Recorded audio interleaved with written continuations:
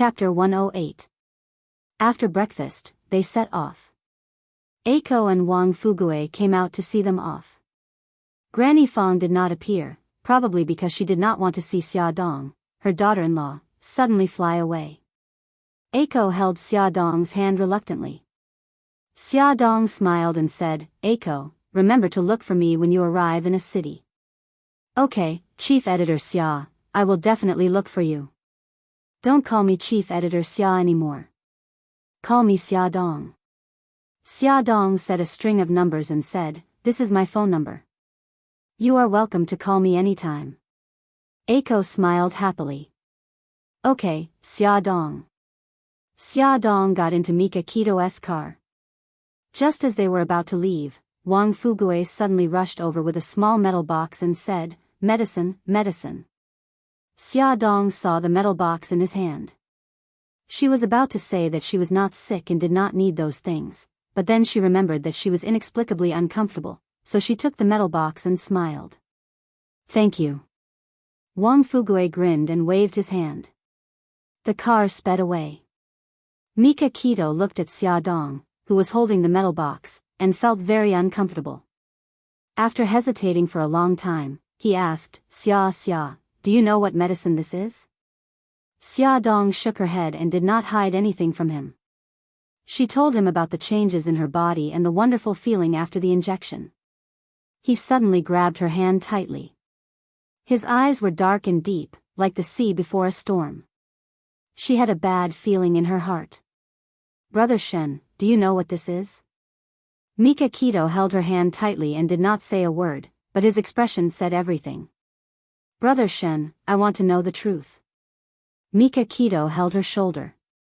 Xia, before I tell you, promise me that you have to stay calm, even if it's for the sake of the child." "I will. I can take it." He said word by word, "If I'm not wrong, this is drugs." The word drug hit Xia Dong hard in the chest, but she tried hard to remind herself not to be agitated, to be calm. She clenched her fists tightly. Her primary concern was the child. "Brother Shen, I heard that drug addicts give birth to deformed children. I've been injected with drugs at least twice. Will I also give birth to a deformed child?" Mika Kito hugged her tightly.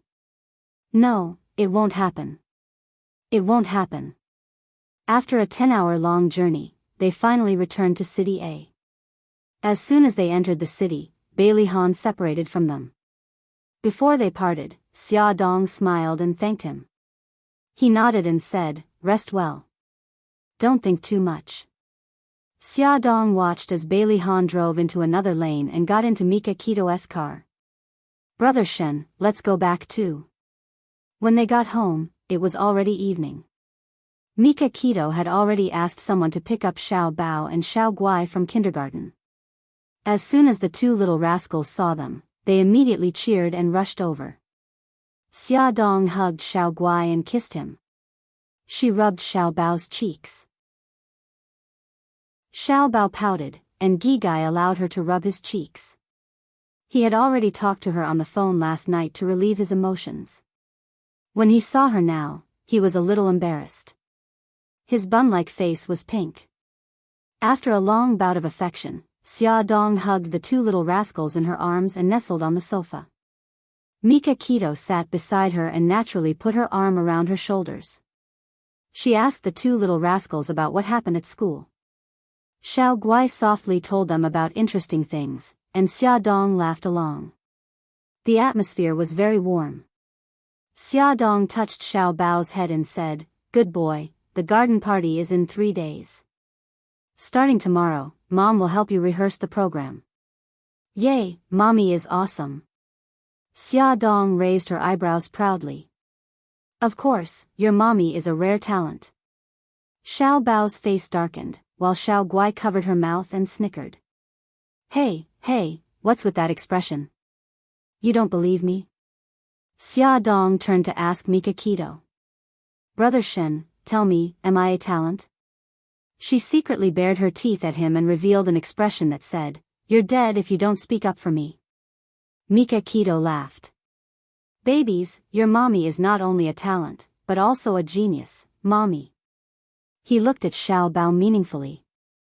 Xiao Bao understood tacitly and broke into a smile. Xia Dong beamed and patted Mika Kito's shoulder proudly to show her appreciation. But the next second, she frowned and looked at him suspiciously.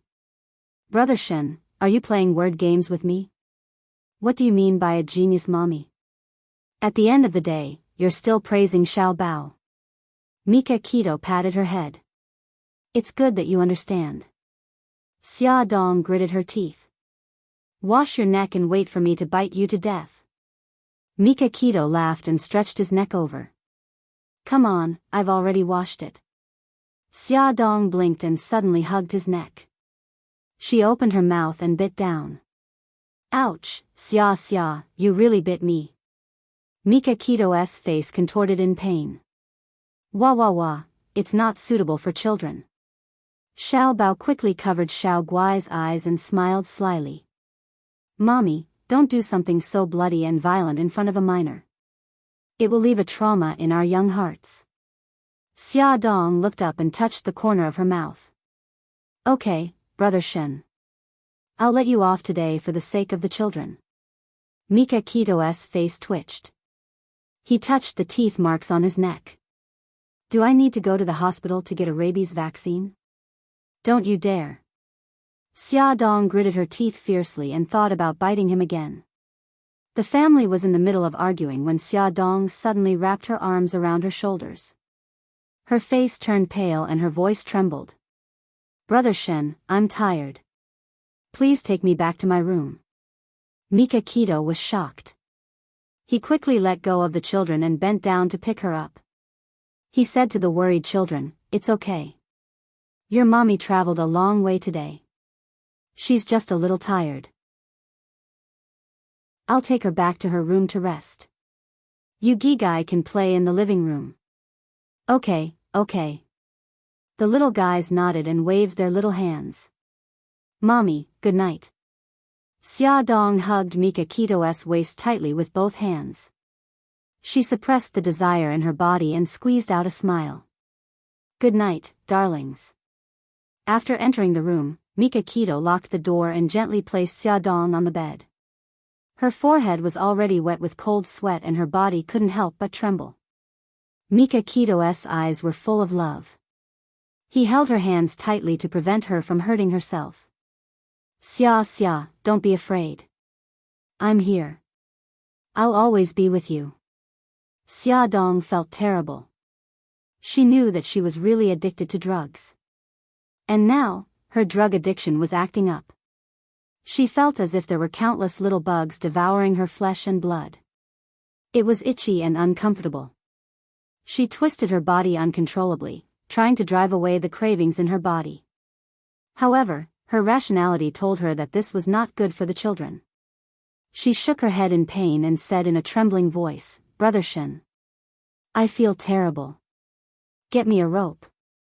Tie me up. Mika Kito's pupils constricted and shone with a painful light. He gritted his teeth, got up abruptly, and said in a hoarse voice, Xia, hang in there. I'll go get a rope. Xia Dong nodded with difficulty. Mika Kito walked out of the room and went to the living room to look for a rope. Fortunately, the children had already gone back to their rooms to rest. No one noticed his abnormality. He looked sullen as he rummaged through the items, anxiously looking for a rope. Finally, he found a bundle of rope in a cupboard. He strode towards Xia Dong's room. Just then, the doorbell rang. His face darkened and he strode to the door. Through the video, he saw Bailey Han standing outside the door. He frowned. Why is Bailey Han here?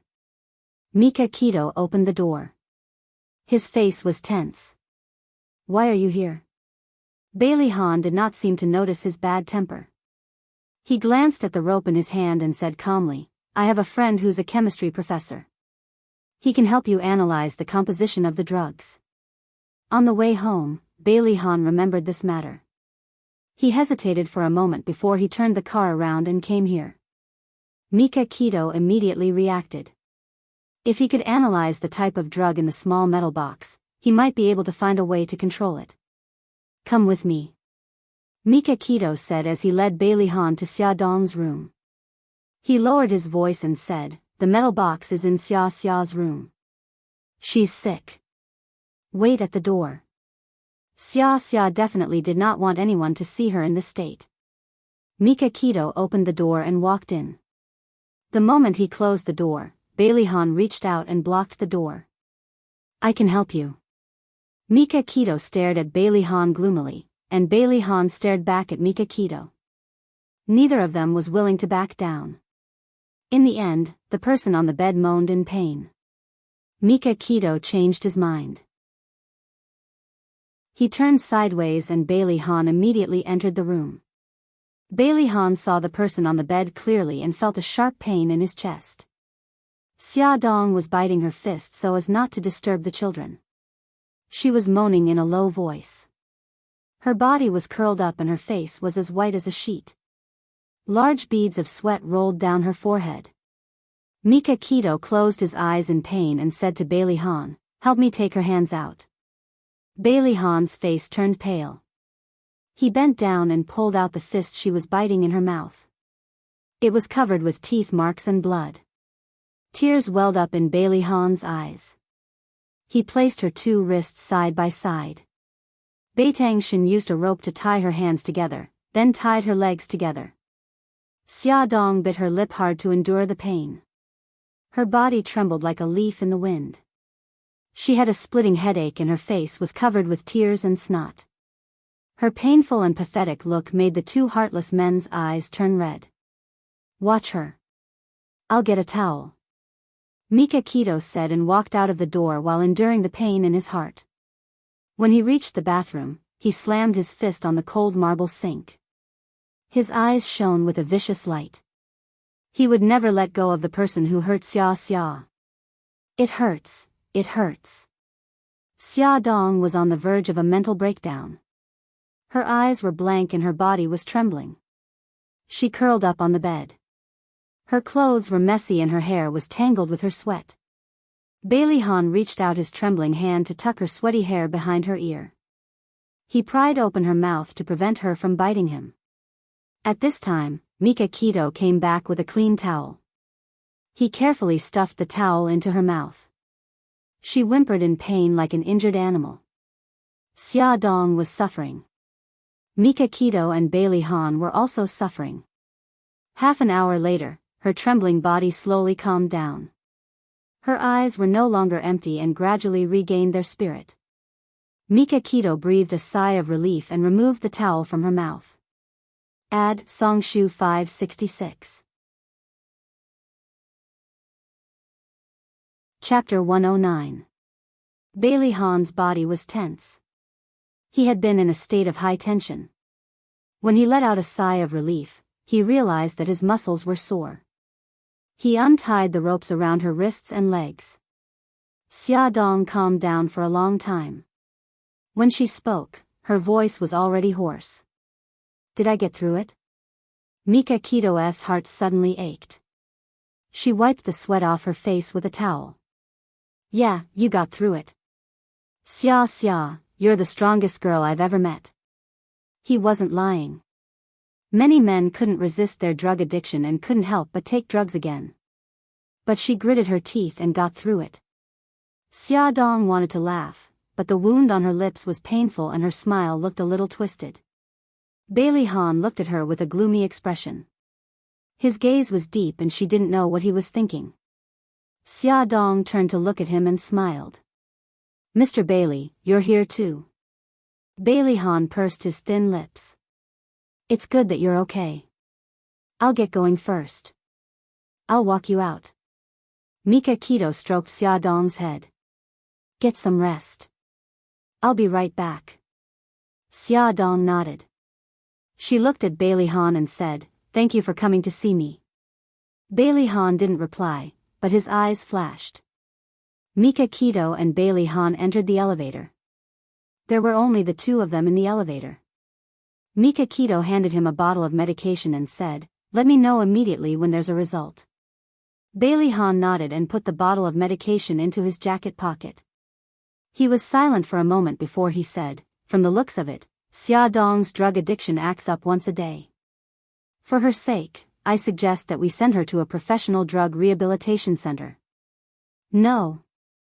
Beitangshan rejected, I can't let her out of my sight. Moreover, once she enters the drug rehabilitation center, she won't be able to hide the fact that she's addicted to drugs. That will destroy her. Bailey Han looked at him sharply. Then can you bear to see her in pain every time her drug addiction kicks in?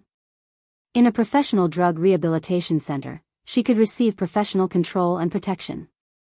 What's more, do you want her children to find out about her drug addiction? Mika Keto frowned. I can send her to my villa and get a professional to help her. Bailey Han smirked. In the end, you're still selfish and want to keep her by your side. Mika Keto replied coldly, I'm her fiancé. I have the right and responsibility to take care of her. The two business tycoons squatted in the elevator and quarreled politely. The elevator door suddenly opened and a passerby walked in. He was almost frozen to death by the sub-zero temperature inside and almost turned into a hornet's nest by the two men's sharp gazes. A melodious ringtone broke the stiff atmosphere. Bailey Han picked up the phone. Yunxian. Su Yunxian's worried voice came through. Han, didn't you say that you were going back to City A tonight? Why aren't you home yet? Did something happen? It's okay. I'll be back soon. Bailey Han hung up the phone. Mika Keto raised her eyebrows and showed the arrogant expression of a winner. Mr. Bailey, congratulations. I heard that you and Miss Su are getting married. Thank you. Bailey Han gritted his teeth so hard that they almost broke. Now that there was a bystander in the elevator, all the conversation stopped abruptly. When the elevator reached the first floor, Mika Keto nodded politely. Goodbye. Bailey Han also nodded. When Mika Keto went upstairs, Xia Dong was already in the bathroom taking a shower and taking off her clothes. Xia Dong was stunned. There were rope marks on her wrists and legs, and there were scratches on her knees. It didn't hurt much, but it reminded her of the inhuman torture when she was addicted to drugs. She had always been a strong person and had never thought of committing suicide. But when she was tortured by the drug addiction just now, she almost couldn't help it. Now that she thought about it, she felt cold all over. She didn't know why she had such a terrible idea. She didn't know how long she could hold on. Xia, are you okay? Mika Keto didn't see her for a long time and knocked on the bathroom door worriedly. I'm fine. I'm fine. Xia Dong wiped the tears from the corners of her eyes and smiled at herself in the mirror. Xia Dong, you can do it. For Gigai and the baby in your belly, you have to do it, okay? The next day, Bailey Han's professor friend came back with the results of his research. The drug in the bottle was a drug that didn't exist on the market yet. It was 10 times stronger than heroin, and it only took 2 injections to become addicted. The scariest thing was that the addicted person would have a relapse every 24 hours. If they wanted to quit, they would have to endure it for a month. Mika Keto didn't want Bailey Han to know about Xia Dong's pregnancy, so she went behind his back to consult with a specialist about the drug's effect on pregnant women. The specialist said that the drug would have a certain effect on the child, and it might affect the child's brain development. But if the number of injections was low, it might not necessarily. Xia Dong anxiously went for a pregnancy test. Lin Shihao said the child was still too young, so there were some effects that couldn't be seen.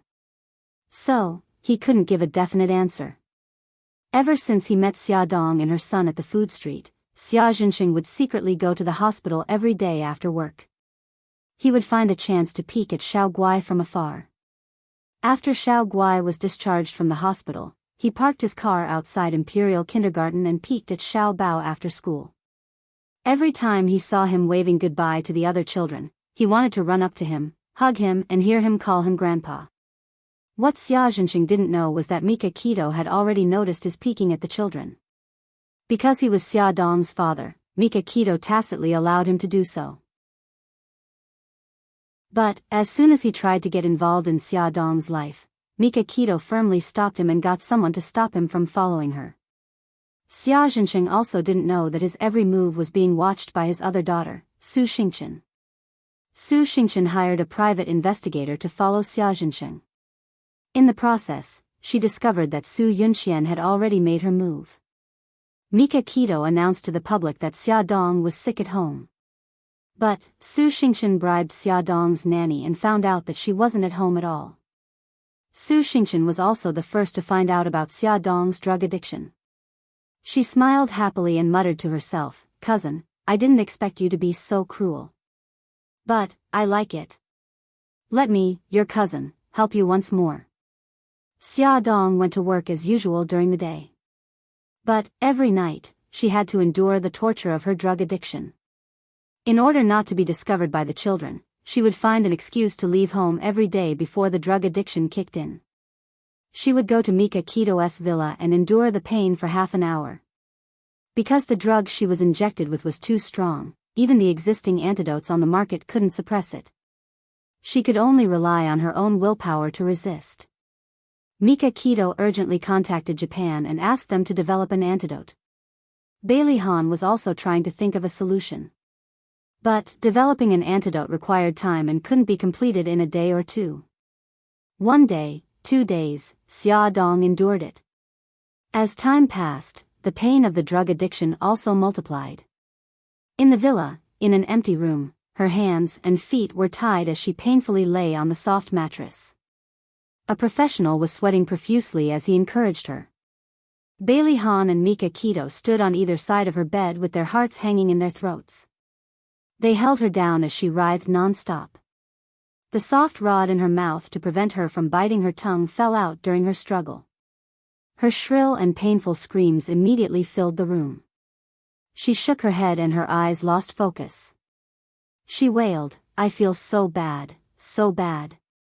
I beg you, please give it to me." Her rationality finally collapsed. Mika Keto hugged her tightly. Xia, look at me. You can do it. Hang in there. You have 10 more minutes. You can do it. Boo-hoo. I can't. I feel so bad. Tears streamed down her face. Her limbs twitched and even breathing became difficult. No, Xia, you can do it. Listen to me. You're the strongest. Mika Keto held her face and looked firmly into her dazed eyes. Xia, don't be afraid. I'll always be with you. Hang in there. It'll be over soon. She burst into tears and shook her head frantically. Kill me. Boo-hoo. Kill me. I can't take it anymore. Bailey Han felt a sudden pain in his heart. He could no longer maintain his composure and rationality. He forcefully restrained her legs that were kicking wildly and said in a hoarse voice, "Xiaodong, hold on. Even if it's for the sake of the child, you have to hold on. Don't tell me you want Xiao Bao and Xiao Guai to become orphans. Children. These 2 words finally hit Xia Dong's heart. Her dazed eyes finally regained a trace of clarity. She gritted her teeth and whispered over and over again, children. Slowly, she regained a trace of rationality. She gritted her teeth and held on. Tears streamed down her face. Children. She had to protect the babies in her belly. She had to save Gigai. She had to be strong. 10 minutes finally passed. Everyone breathed a sigh of relief. Bailey Han and Mika Keto were drenched. Xia Dong felt as if she had just been fished out of the water. After a high degree of exhaustion, her whole body was sore and weak. She was so tired that she didn't want to move at all. However, she was still worried about the children at home. Brother Shen, take me home. I don't want the children to be suspicious. Her voice was full of exhaustion. Lie down for a while and then clean up. Mika Keto instructed the servant to bring a set of clean clothes and put it on her bed. It's okay. I'll go wash up now. Xia Dong got out of bed with his help.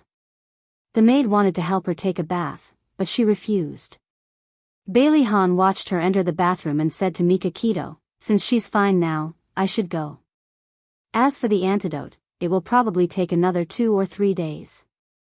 Mika Kito's face was pale. There's news from Japan. It will take at least 3 more days. Bailey Han glanced in the direction of the bathroom. His eyes were full of worry. This time, she was on the verge of breaking down. Could she hold on for another 3 days? Bailey Han returned to the villa. Su Yunxian was already waiting for him in his room. She smiled and kissed him on the cheek. Han, why are you back so late? He looked tired. Something came up at the company. Su Yunxian's eyes flashed. Actually, I just called your secretary. She said that you weren't at the company. Bailey Han's eyes suddenly narrowed. He stared at her. Yunxian, you know that I don't like people playing tricks on me. Su Yunxian leaned into his arms and said faintly, Han, I'm just worried about you. I'm afraid that you'll be seduced by another woman. Beauty novel, Hongcha 866. Chapter 110. Bailey Han's body stiffened and his voice was a little hoarse. We're getting married in 2 weeks. Shouldn't you trust me more? She acted coquettishly. It's not that I don't trust you. I'm just starting to lose confidence in myself. He felt guilty for no reason and stroked her face. You're Su Yunxian. You're radiant. How can you not be confident? She was amused by him and held his hand. You must not have eaten yet. I'll cook for you personally, okay? Don't trouble yourself. Just let the servants do it. She acted like a little woman and said coquettishly, No, I want to cook for you. All right, I really don't know what to do with you. Bailey Han put his arm around her shoulders and walked downstairs. Su Yunxian looked at his handsome side profile and smiled. She didn't know how to handle men in the past and that was why she stumbled in front of Xia Dong. She wasn't so foolish now. She knew when to show weakness and when to act coquettishly. Su Yunxian was wearing a spaghetti strap dress and an apron. Her hair was tied up on top of her head. She was busy in the kitchen, but her movements were noble and elegant. There was a different kind of charm to her. If it was the Bailey Han of the past, he would definitely be attracted to her at this moment. But now, he was thinking about Xia Dong and didn't pay attention to her at all. It wasn't until she brought out 3 dishes and a soup that he came back to his senses and smiled. It looks, smells, and tastes good. When Su Yunxian was in the kitchen, she noticed that he was absent-minded. She was a little unhappy, but when she saw him eating with relish, her mood improved a little. She supported her cheek with one hand and smiled. Han, let's go to Greece for our honeymoon, okay? Bailey Han said, as long as you like it. You're so nice. She leaned over and kissed him on the cheek. Bailey Han's lips curved, but he didn't say anything. She smiled and said, Han, Xiao Yi's school is holding a garden party tomorrow. Shall we go together? Bailey Han had only mentioned the garden party to Xiao Yi once. He didn't expect her to remember it. His eyes were filled with tenderness as he said softly, Of course. The garden party starts at 2 in the afternoon and lasts until 6. Do you have time? She winked playfully. Of course, I've already arranged it. I'm looking forward to Xiao Yi's performance. At the mention of his son, Bailey Han also laughed. Speaking of which, even I don't know what program he will prepare. She smiled and said, It'll definitely be exciting. Bailey Han did not hide the pride on his face. That's right. Xiao Yi is my son. Although Su Yunxian was smiling, there was a flash of unhappiness in her eyes. She hugged his arm and said, Han, are you full? Let's go upstairs and rest. Han liked Xiao Yi so much. She had to give birth to a child of her own as soon as possible. Bailey Han walked out of the bathroom and saw Su Yunxian lying on the bed in sexy pajamas, looking at him with gentle eyes. He lay down beside her and stroked her hair. You're tired too. Rest early. Su Yunxian was very dissatisfied. How could he so calmly ask such a seductive and sexy woman to rest early, when she was lying beside him? Her proud softness rubbed against his chest, hinting at him. He kissed her forehead and said, Yunxian, I want to wait until the day we get married. Su Yunxian turned around angrily and ignored him. Annoying. She had never seen such an unromantic man. Bailey Han pinched the space between his eyebrows. He didn't know if it was because he had been too tired recently, but he actually didn't have that kind of interest. Imperial Kindergarten's annual garden party was about to begin. The garden party was actually an activity for the school to inspect the children's homework for the whole semester. It was also a way to strengthen the bond between the children and their parents. From the school gate to the teaching building, there were many small stalls arranged in 2 rows. They were all prepared by the children of each class. There were calligraphy and painting displays, handicrafts displays, and all kinds of toys displays. Parents held their children's hands and walked along the road. From time to time, they would stop to look for their children's creations. Laughter and laughter were intertwined. Xia Dong held Xiao Guai's hand. Just as they walked through the school gate, Xiao Bao rushed over like a cannonball with an excited smile on his little face. Mom, Gigai, you're here. Brother, Xiao Guai immediately abandoned her mother and threw herself into her brother's arms. She couldn't help but look around. Brother, where's Brother Yi? Xiao Bao gently tapped her forehead with his finger. Little love-struck fool, are you here to see me or your Brother Yi? Xiao Guai blinked her big eyes. Of course I'm here to see brother. There was still Brother Yi. Xiao Bao tiptoed and looked in the direction of the school gate. His little face was filled with disappointment. Mom, why didn't Uncle Shen come? Your Uncle Shen is in a meeting, but he just told me to film your performance on stage. Xia Dong patted the SLR camera on her shoulder. Also, he said that he'll come and take us home. Only then did Xiao Bao reveal a satisfied smile. Xia Dong patted his head. Let's go quickly. There will be more and more people later. She was worried that Xiao Guai would be squeezed by too many people. Oh, my dear son, did you draw this? You've painted me so ugly. Xia Dong carried Xiao Guai and stood in front of a watercolor painting. The watercolor painting depicted the 3 of them. In the painting, Xia Dong sat on the lawn and beamed as she watched Xiao Bao and Xiao Guai flying a kite. How is it ugly? It's obviously very beautiful. Xiao Bao's fair cheeks were tinged with pink as he snorted arrogantly. You're the one who doesn't know how to appreciate it. Brother, you drew very well. Xiao Guai clapped his little hands and spoke up for his brother. Io, you can't take a joke. Mom, I'm just joking. Xia Dong smiled and patted her son's head. My dear son, don't be angry. Take Mom on a tour of the school. According to the schedule of the garden party, after admiring the children's works, the parents could tour the school with their children and then go to the auditorium to watch the children's performances.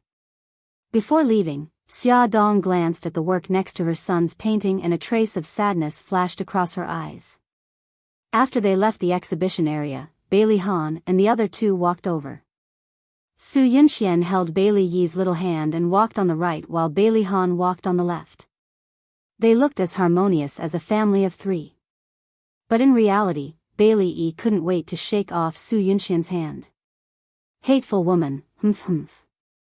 Su Yunxian pointed at a painting and exclaimed happily, Han, look, is that Xiao Yi's painting?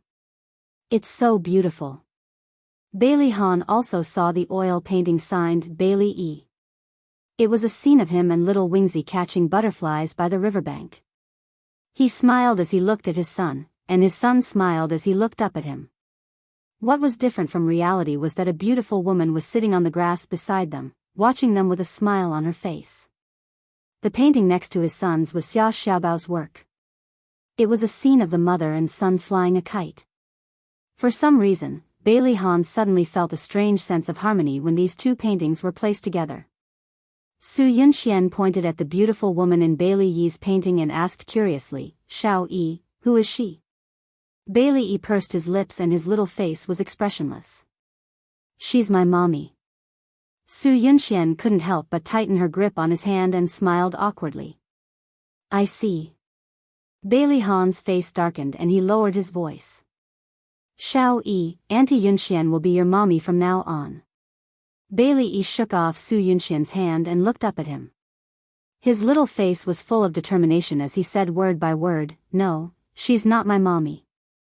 Bailey Han's face darkened and he looked at him sharply. Bailey Yi, your mommy is no longer here. I won't allow you to be willful. I don't believe it. Mommy won't die. Bailey Yi's eyes quickly turned red and tears gathered in his eyes, but he stubbornly held them back.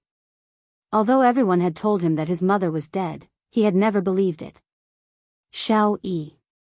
Bailey Han's voice became stern and it attracted the attention of the people around them. Su Yunxian hurriedly pulled his arm and said softly, Han, don't be like this. Bailey Han's sharp gaze swept across and immediately forced the curious gazes around them to retreat. He took a deep breath to suppress his anger and said coldly, let's go to the auditorium. Bailey Yi's little face darkened and he followed behind them. The auditorium was beautifully decorated. The children's seats were arranged in the front and the parents' seats were arranged in the back. Xia Dong sat by the aisle and occasionally looked back. From afar, she saw Bailey Han and Su Yunxian walking in hand. Walking beside them was Bailey Yi. Bailey Yi seemed unhappy. His little face was dark and there was no smile at all. It was exactly the same as Bailey Han's cold face. Xia Dong bit her lip and turned her head away from them. She didn't expect them to sit in the row behind her. She could clearly hear Su Yunxian's voice. Xiao Yi, your performance is the third. I'll send you backstage to prepare, okay? Bailey Yi replied stiffly, no need. I can go by myself. Bailey Han was still angry. When he heard his words, he couldn't help but scold him. Bailey Yi, is this how I usually teach you? Where are your manners? Xia Dong's body stiffened. Bailey Han scolding his son was like a whip to her heart. Bailey Yi was silent for a few seconds before he said, I'm sorry. Su Yunxian said gently, forget it. The child didn't do it on purpose. Xiao Yi, be careful when you go backstage by yourself. Bailey Yi grunted and walked backstage with his short legs. When he passed by Xia Dong, she saw him biting his lip and his eyes shining. Her heart suddenly ached, and she almost couldn't help but throw herself at him and pull him into her embrace. Brother Yi, Xiao Guai, who was sitting in the front row, saw Bailey Yi walking over and quickly waved her little hand. Brother Yi, Bailey Yi hadn't calmed down when he suddenly heard Xiao Guai calling him. He clenched his little fists and pretended not to see her. He walked straight past her and headed backstage. Sob sob. Brother Yi is ignoring me. I'm so sad. Xiao Guai rubbed her eyes. Xiao Bao, who loved his little sister very much, couldn't stand it anymore. He ran up to Bailey Yi, put his hands on his hips, and glared at him angrily. Bailey Yi, what's with your attitude? My little sister is calling you. Didn't you hear her? Bailey Yi looked at him coldly. Get out of my way. I'm in a bad mood right now. Hurry up and respond to my little sister. Otherwise, I won't get out of your way. Xiao Bao raised his chin angrily. Lame. Bailey Yi rolled his eyes. Bailey Yi, you egomaniac. You've completely pissed me off.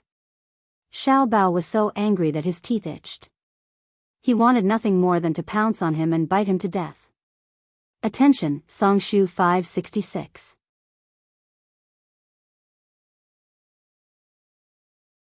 Chapter 111. Brother Yi, stop fighting. Xiao Guai saw that they were at daggers drawn and ran between them with tears in her eyes to stop them. Brother, stop fighting. If mommy finds out, she won't be happy. Xiao Bao stood on his tiptoes to look at the back row and saw that his mother was also looking in their direction. He glared fiercely at Bailey Yi. You're lucky. I won't argue with you today. Bailey Yi raised his eyebrows slightly and said coldly, I don't have time to argue with you. If you have time, why don't you take care of your love-struck sister? Every time she saw him, she would enthusiastically rush over. He hated love-struck fools the most. Xiao Bao stomped his feet in anger and pointed at his nose. I'm warning you. Don't talk bad about my sister. Humph, Bailey E snorted coldly and shrugged his small shoulders. With an indifferent look, he walked away without looking back. Oh my God, I'm so angry. Xiao Bao twisted his small body, intending to pounce over and fight with him. However, after pouncing for a long time, he didn't succeed because Xiao Guai hugged him from behind. Xiao Bao's soft little voice immediately calmed his anger. Brother, don't be angry. Let's put on a good show later and dress up that arrogant fellow. Xiao Bao was relieved and patted her head. Gigai, you finally saw the true nature of that guy. From now on, you're not allowed to call anyone else brother other than brother. Yes, yes. Xiao Guai rubbed against him ingratiatingly. Brother is the best. Xia Dong noticed that something seemed to have happened over at the children's side. She stood up and was about to walk over to take a look when Xiao Bao held Xiao Guai's hand and returned to their seats, so she sat down again. Bailey Han had already noticed her presence. However, Su Yunxian did not notice because she was tilting her head and talking to Bailey Han. Han, Xiao Yi is just a child. Don't be so angry with her. Bailey Han looked away from Xia Dong and said in a low voice, although he is young, he should be sensible. His mother is no longer around. Why can't he accept you? Su Yunxian said softly, in a child's heart, his mommy is irreplaceable. You shouldn't blame him. Bailey Han frowned. But this is unfair to you. Su Yunxian held his hand. I don't care. As long as you treat me well, that's enough. As for Xiao Yi, time will tell. I believe that he will accept me as time goes by. Bailey Han looked at her and his eyes were filled with gratitude. Yunxian, thank you. Su Yunxian leaned on his shoulder and Bailey Han hugged her waist. The two of them were so affectionate. Xia Dong, who was sitting in the front row, gripped the seat tightly with her fingers. She doubted Su Yunxian's words. Su Yunxian had once revealed her dislike for Xiao Yi in front of her. Would she really treat Xiao Yi well for Bailey Han's sake? Xia Dong closed her eyes helplessly. She wanted to protect the three children, but it was so difficult. The music started and the performance officially began. The host went on stage and gave a long speech. The audience burst into thunderous applause. Next, let's enjoy the performance that Xiao Lingling from Class 1 has brought to us. A little girl in a princess dress went on stage and sang a song with a childish voice. Next was the second performance. A pair of twin sisters danced a folk dance. When the dance ended, the lights on the stage dimmed. It was Bailey Yi's turn to go on stage. After more than 10 seconds, a beam of light quickly moved to the center of the stage. There was a piano there. Sitting in front of the piano was Bailey Yi in a white tuxedo. Under the soft light, he was as charming as the Moonlight Prince. Bailey Yi's head was slightly lowered in concentration. His fingertips fell on the piano keys and beautiful notes slowly flowed out. It was the famous Moonlight song. His fingertips poured out a different kind of moonlight. The audience couldn't help but close their eyes and feel the charm of the moonlight. Below the stage, Bailey Han looked at his son with indescribable pride in his eyes. That was his son. His son was so outstanding that even he, as a father, couldn't believe it. Xia Dong was also proud, but more than that, she was bitter. She looked at the little person on stage with eyes full of affection.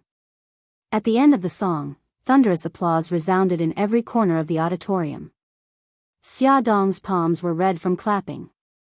Bailey Yi is indeed a genius student. Even the principal sitting in the judging panel couldn't help but praise him. Everyone's praises were endless, and the corners of Bailey Han's lips couldn't help but curve up. On the stage, Bailey Yi was neither anxious nor impatient. He elegantly walked to the front of the stage and courteously bowed to the audience. Then, he straightened his body and proudly accepted everyone's praises. Xiao Bao's performance was later, so he hadn't gone backstage to prepare yet. Instead, he sat in the front row to watch the performance. Seeing that Bailey Yi received cheers from the audience, he raised his chin in disdain and snorted, "Humph, what's there to be proud of?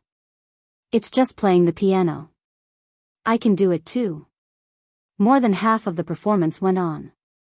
Finally, it was Xiao Bao and Xiao Guai's turn to go on stage. When they went on stage, everyone was shocked. Especially the children in the kindergarten, who screamed, "Wow, so cute, so handsome. Conan, Conan, I love you. Oh, little prince, you can do it." Xiao Bao was wearing a black suit like the one Conan wore in Detective Conan. He wore a pair of suit shorts, a red bow tie around his neck, and a pair of large black-rimmed glasses perched on the bridge of his nose. Even his hairstyle was exactly the same as Conan's. He carried a large backpack and kicked a soccer ball as he jogged onto the stage. After he went on stage, he showed off his superb soccer skills to everyone. Seeing how he played the soccer ball in all kinds of ways, the children couldn't help but applaud. At this time, Xiao Guai, who was cosplaying as Ai Uni, went on stage. He coolly spoke to Xiao Bao in Japanese. Behind the curtain, someone translated at the same time. The general idea was that monster thief Giddy had appeared and was going to steal the museum's treasures. Their mission was to protect the treasures and capture monster thief Giddy at the same time. The scene changed. Strange thief Gid was wearing a cloak and a mask. He stood on the rooftop, against the wind. He moved his hand to his waist, and the glider immediately spread out. He flew up from the stage and into the museum. He stole the treasure under the strict watch of the police. Gid was on his way to the museum. Everyone's eyes widened. Xia Dong was sweating. Although she had tested it many times, she was still worried that an accident would happen while the hang glider was flying. Of course, this script wasn't the original Detective Conan. It was a cosplay drama that she had personally rewritten. Both Detective Conan and Giddy on stage were cosplayed by Xiao Bao. His calm and rational expression was just like Detective Conan. When he was cosplaying Giddy, he exuded a mysterious aura that made the little girls scream uncontrollably. Before the show ended, Detective Conan held Ai Uni's hand and sang the theme song of the anime in Japanese. The children's screams reached a peak. After the show ended, Xiao Bao and Xiao Guai's show had the highest number of votes and won first place.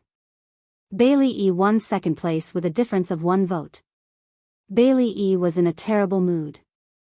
Xiao Bao and Xiao Guai happily held the first place trophy and went to Xia Dong's seat to look for her. Xia Dong stood up and hugged them. Su Yunxian's beautiful eyes suddenly widened, and her whole body froze. Xia Dong. It was actually Xia Dong. Wasn't she sold to another province by an assassin? Why was she here? Su Yunxian was so angry that she was about to go crazy. Bailey Yi's face was cold as he hugged the trophy for second place and came back. Su Yunxian suppressed her anger and tried to smile. "Xiao Yi, your performance just now was great." Bailey Yi bit his lip and looked at the row of excited Xiao Bao and Xiao Guai in front of him. He was so depressed that he was about to cry. He didn't care about first place, but he was angry that Xia Xiao Bao had beaten him. Bailey Han seemed to know what he was thinking and patted his head. Victory and defeat are common in war. You lost this time, but learn from your experience and strive for victory next time. Okay. Bailey Yi nodded heavily. Han, the performance is over. Let's go home. Su Yunxian felt uncomfortable every time she saw Xia Dong. She wanted to leave this place as soon as possible. They were about to leave the auditorium when they suddenly heard Xiao Guai's anxious voice. "Mommy, what's wrong?" Bailey Han suddenly turned around and saw Xia Dong holding Xiao Guai's hand with one hand and holding the back of the chair with the other. Her face was pale and her body was trembling slightly. He knew that something was wrong. Her drug addiction was acting up. Damn it, why did it act up 2 hours in advance? Xia Dong had calculated that the time would be just right after she sent the children home and rushed to Mika Kito's villa. However, she didn't expect the drug addiction to act up so early. When the children came back from receiving the award, she already felt that something was wrong. She resisted the urge to take them away, but she didn't expect Xiao Guai to discover that something was wrong. She quickly covered Xiao Guai's mouth and said in a low voice, "Mommy is fine. Mommy is just a little tired. Babies, let's go out quickly. Your Uncle Shin should be waiting at the school gate." Xiao Bao looked at her worriedly and held Xiao Guai's hand. "Mom, I'll hold Xiao Guai's hand and leave. Be careful." Xia Dong nodded. She endured the discomfort all over her body and led the children out. It was so uncomfortable that sweat broke out on her forehead and her legs were trembling. She tried to walk out in a normal posture, but her body was still out of control. When she reached the door, she staggered and almost fell. Fortunately, a pair of arms supported her firmly. "Thank you." She gritted her teeth and looked up. She was stunned. Bailey Han's expression was very ugly. His hands were stiff as he supported her. "Han." Su Yunxian watched as Bailey Han rushed forward and supported Xia Dong just as she was about to fall. Bailey Han only glanced at Su Yunxian hesitantly before turning his attention to Xia Dong. "Why isn't Mika Kito with you?" "Damn it. How could Mika Kito let her go out alone? Didn't he know that she could be in danger at any time?" "No, it has nothing to do with him." The little addict in Xia Dong's body woke up and scratched at her heart and lungs. It was so uncomfortable that it was difficult for her to even breathe, but she still insisted on pushing him away. She staggered away. Xiao Bao and Xiao Guai watched in horror and reached out their little arms to support her legs. Bailey Han couldn't stand it anymore. He rushed forward and carried Xia Dong. Su Yunxian was shocked and took 2 steps back in disbelief. Bailey Han looked at Su Yunxian and said apologetically, "Yunxian, I'll take her back. You and Xiao Yi go home first. I'll explain it to you when I get home." Su Yunxian forced a smile and said, "Okay." Bailey Han looked at her deeply and carried Xia Dong away. Xia Dong grabbed his arm and begged in a low voice, "Please, don't let the children see me like that." This was a kindergarten. How could she avoid the children's sight? Come and see, Songshu 566.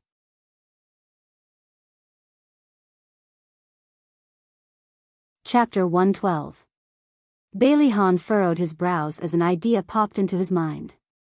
However, he would have to trouble Yunxian again. He looked at Su Yunxian awkwardly and said, "Yunxian, please take care of Xiao Bao and Xiao Guai. I'll come here to pick you up in an hour. Trust me." He emphasized the last 3 words with a lot of force. Su Yunxian's heart was already riddled with holes, but she still had a faint smile on her face. "Okay, I'll wait here for you to come back." Xia Dong dug her nails into her palms and endured the pain as she said to the children, "Bao Bao, Gigai, wait here for Mommy.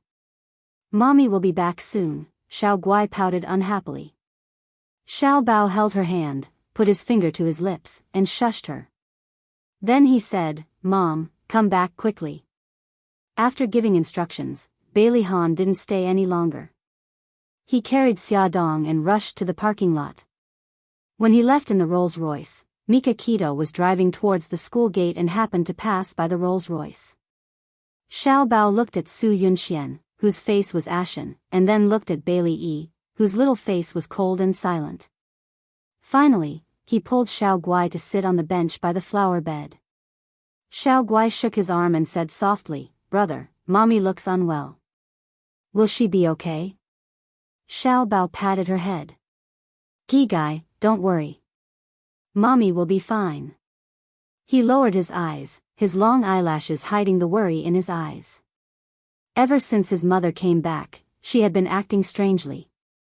What was she hiding from them? Su Yunxian took a deep breath and tried to calm down. "Xiao Yi, are you tired? Do you want to sit down and rest for a while?" Bailey Yi curled his lips. No need. I don't want to sit in the same chair as that annoying guy. Hey, you loser. You're the annoying one. Your whole family is annoying.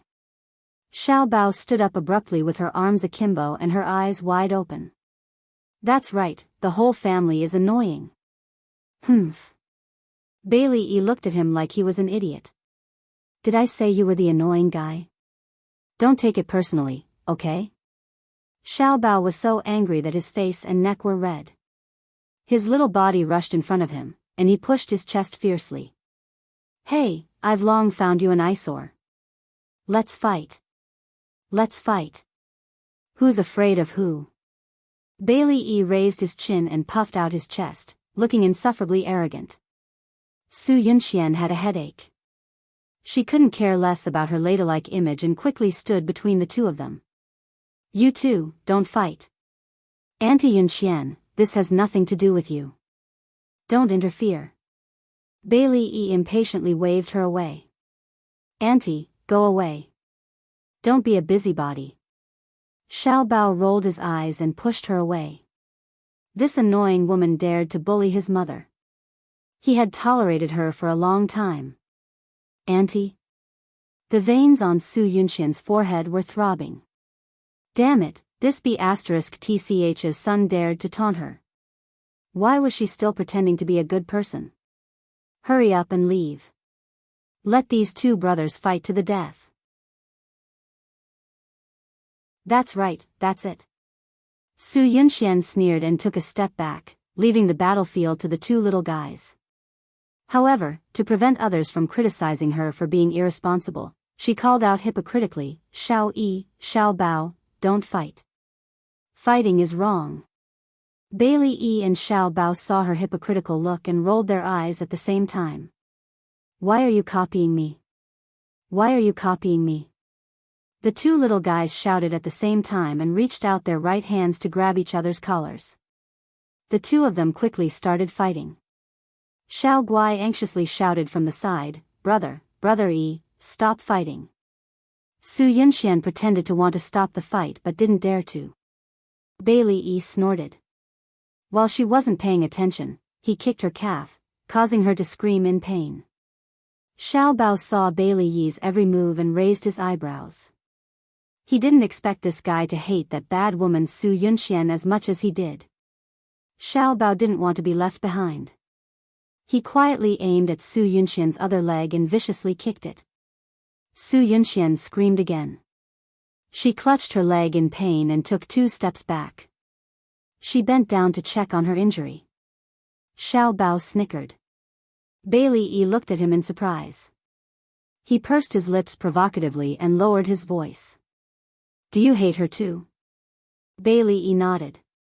Xiao Bao revealed a devilish smile and whispered, Push me. Push me in front of her. Bailey Yi's gaze swept over and he quickly reacted. He suddenly roared, Xia Xiao Bao, you annoying person. Go to hell. He exerted force in his arms and pushed Xiao Bao in front of Su Yunxian. Ah, Xiao Bao screamed. Using Bailey Yi's push, he quickly and viciously slammed into Su Yunxian. Su Yunxian was bending over to check on her injury when she heard a scream. When she looked up, she saw a black shadow slamming into her. Before she could dodge, she was slammed to the ground by the black shadow. Crack. She heard the sound of her wrist being twisted. A sharp pain came from her wrist. It was so painful that she frowned. Oh, Auntie, I'm so sorry.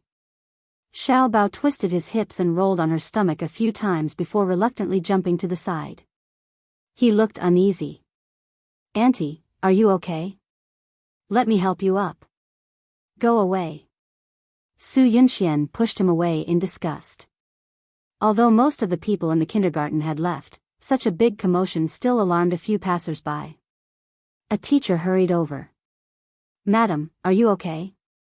Su Yunxian quickly adjusted her expression and revealed a weak and helpless expression.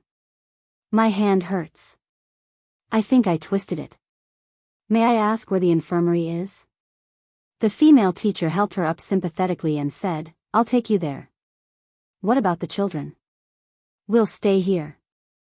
Xiao Bao and Bailey Yi said in unison. Then, they cast their gazes on Xiao Guai. She blinked her large eyes and said obediently, I'll stay here too. All right, don't move around. The teacher will bring your mommy back soon. This time, the three children said in unison, Teacher, she's not our mommy. The teacher smiled awkwardly.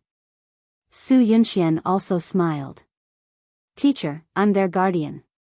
Let's go to the infirmary first. Damn it, her hand was hurting so much. Also, her leg was hurting too. Okay. The teacher supported the limping Su Yunxian and walked to the infirmary. As soon as they left, Bailey Yi and Xiao Bao turned around angrily and ignored each other. Xiao Guai blinked her large eyes and giggled. Brother Yi, I saw it just now. You guys hurt that auntie on purpose. Xiao Bao turned to look at her angrily. Xiao Guai, did you forget what you promised me? You're not allowed to call anyone other than me brother. Xiao Guai stuck out her tongue cutely. Sorry, I forgot. What should I call him? Bailey Yi? Whatever it is, you're not allowed to call him brother. Xiao Bao said angrily. Bailey Yi looked at Xiao Guai coldly. You're not allowed to say anything. I won't say anything. Xiao Guai made a face.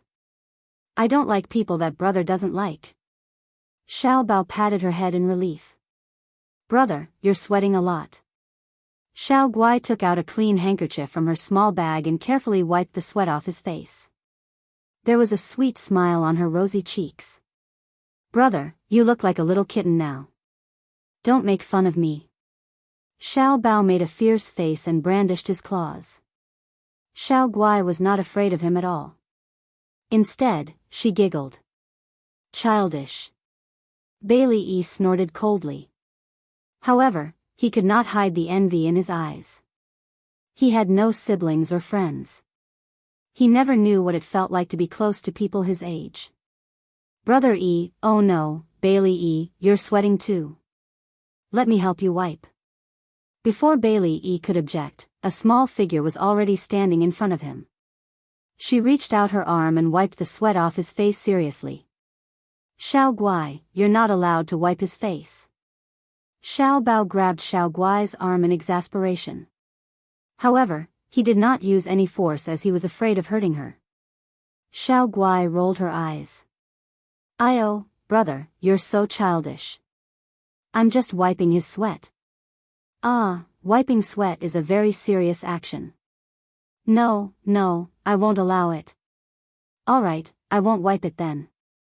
Xiao Guai was speechless. She stuffed the handkerchief into Bailey Yi's hands. Bailey Yi, wipe it yourself.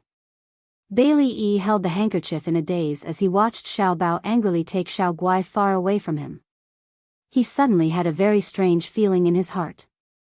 Xiao Guai cupped her little face in her hands and asked eagerly, Brother, why isn't mommy back yet?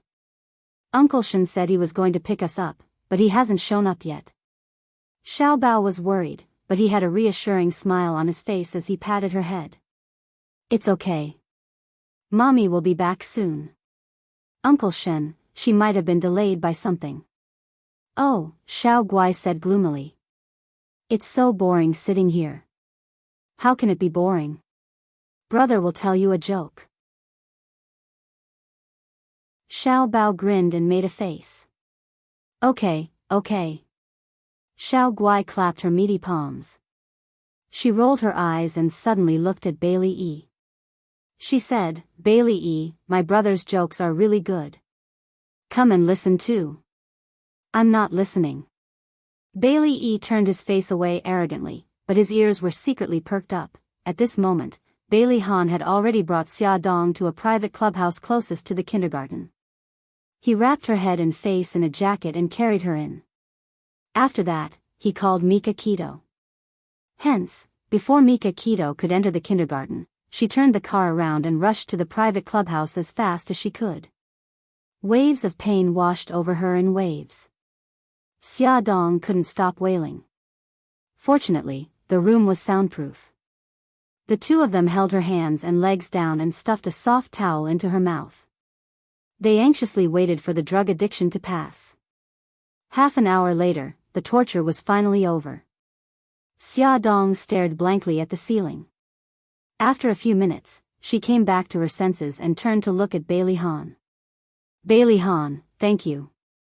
Bailey Han's handsome face was enigmatic under the dim light. He looked like a ghost.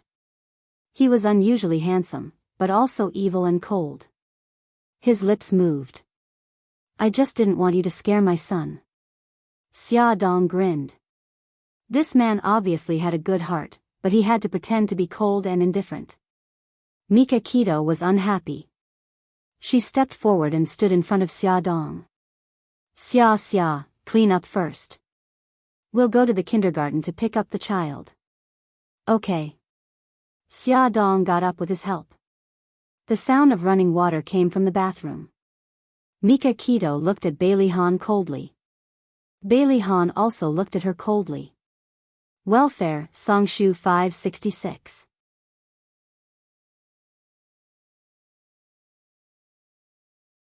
Chapter 113. Why did you leave her alone outside? Bailey Han's deep and cold eyes flashed with anger. You knew that she could be in danger at any time. Mika Keto clenched her fists and said with a cold face, what happened today was my fault. It won't happen again. He thought that he could rush back to accompany her before her drug addiction kicked in, but he didn't expect that God's plan would be different. Bailey Han glanced in the direction of the bathroom and said in a low voice, I'll bring the antidote tomorrow. Mika Keto interrupted him, no need. The antidote has already been flown over from Japan. It will arrive tonight. Bailey Han sneered, I thought double insurance would be safer. His words showed that he didn't trust him. Mika Keto's face darkened and the temperature around her dropped sharply. In the end, Mika Keto reluctantly compromised. Although it was embarrassing to compromise with a love rival, for Xia Dong's safety, double insurance was more reliable. When they returned to the kindergarten, Su Yunxian had already turned from an elegant goddess to a wounded patient. Her wrist was wrapped in thick gauze and her calf was bruised. When she saw Bailey Han, Su Yunxian immediately threw herself at him and sobbed. Bailey Han frowned, why are you hurt? Is it serious? Bailey pursed his lips. What a pretentious girl. On the other side, Su Yunxian was crying. Xia Dong didn't want to make things difficult for her in front of her, so she and Bai Tangshan took the children home. Xia Dong's uncomfortable excuse could fool Xiao Guai, but it couldn't fool Xiao Bao. At night, Xiao Bao puffed up his cheeks and climbed into her bed. He said seriously, Mom, are you hiding something from me? Why did you suddenly feel unwell at the garden party? Xia Dong touched his head and said, Son, I am indeed hiding something from you, but it's a good thing. What is it? Xia Dong smiled and said, I'm pregnant. Your revenge plan is already half successful, aren't you happy? Xiao Bao's eyes widened. Mom, are you pregnant? Yeah. If you're pregnant, your entire body will tremble and you can't even walk properly? She nodded firmly. Of course. Back then, when I was pregnant with you and Gigai, I had a stronger reaction than this. She made up a lot of lies and finally managed to fool him. After leaving the kindergarten, Bailey Han drove Su Yunxian to the hospital. The examination confirmed that her wrist was severely sprained and she needed to rest for a week. Su Yunxian gritted her teeth in hatred. Damn it, it was all because of those two brats that she sprained her left wrist. She would take her revenge after she married Bailey Han. When they returned to the villa, Bailey Han personally opened the car door for her and helped her upstairs. Su Yunxian leaned into his arms, weak and weak. She bit her red lips and hesitated to speak. Han, you said you would explain. Bailey Han held her shoulders, his handsome face serious and serious. Yunxian, something happened to Xia Dong. You can understand it this way. She's sick. When she's sick, her symptoms are quite scary. I didn't want to scare others, so I sent her home. Sick. It should be the drug addiction acting up. Su Yunxian sneered in her heart, but her face showed some uneasiness. She said, "Her illness isn't serious, right?" Bailey Han's eyes darkened and his voice was calm. "It's not serious." Su Yunxian lay in his arms and smiled brightly. "That's good. You don't blame me?" Bailey Han stroked her long hair. "Of course. I was so angry at that time.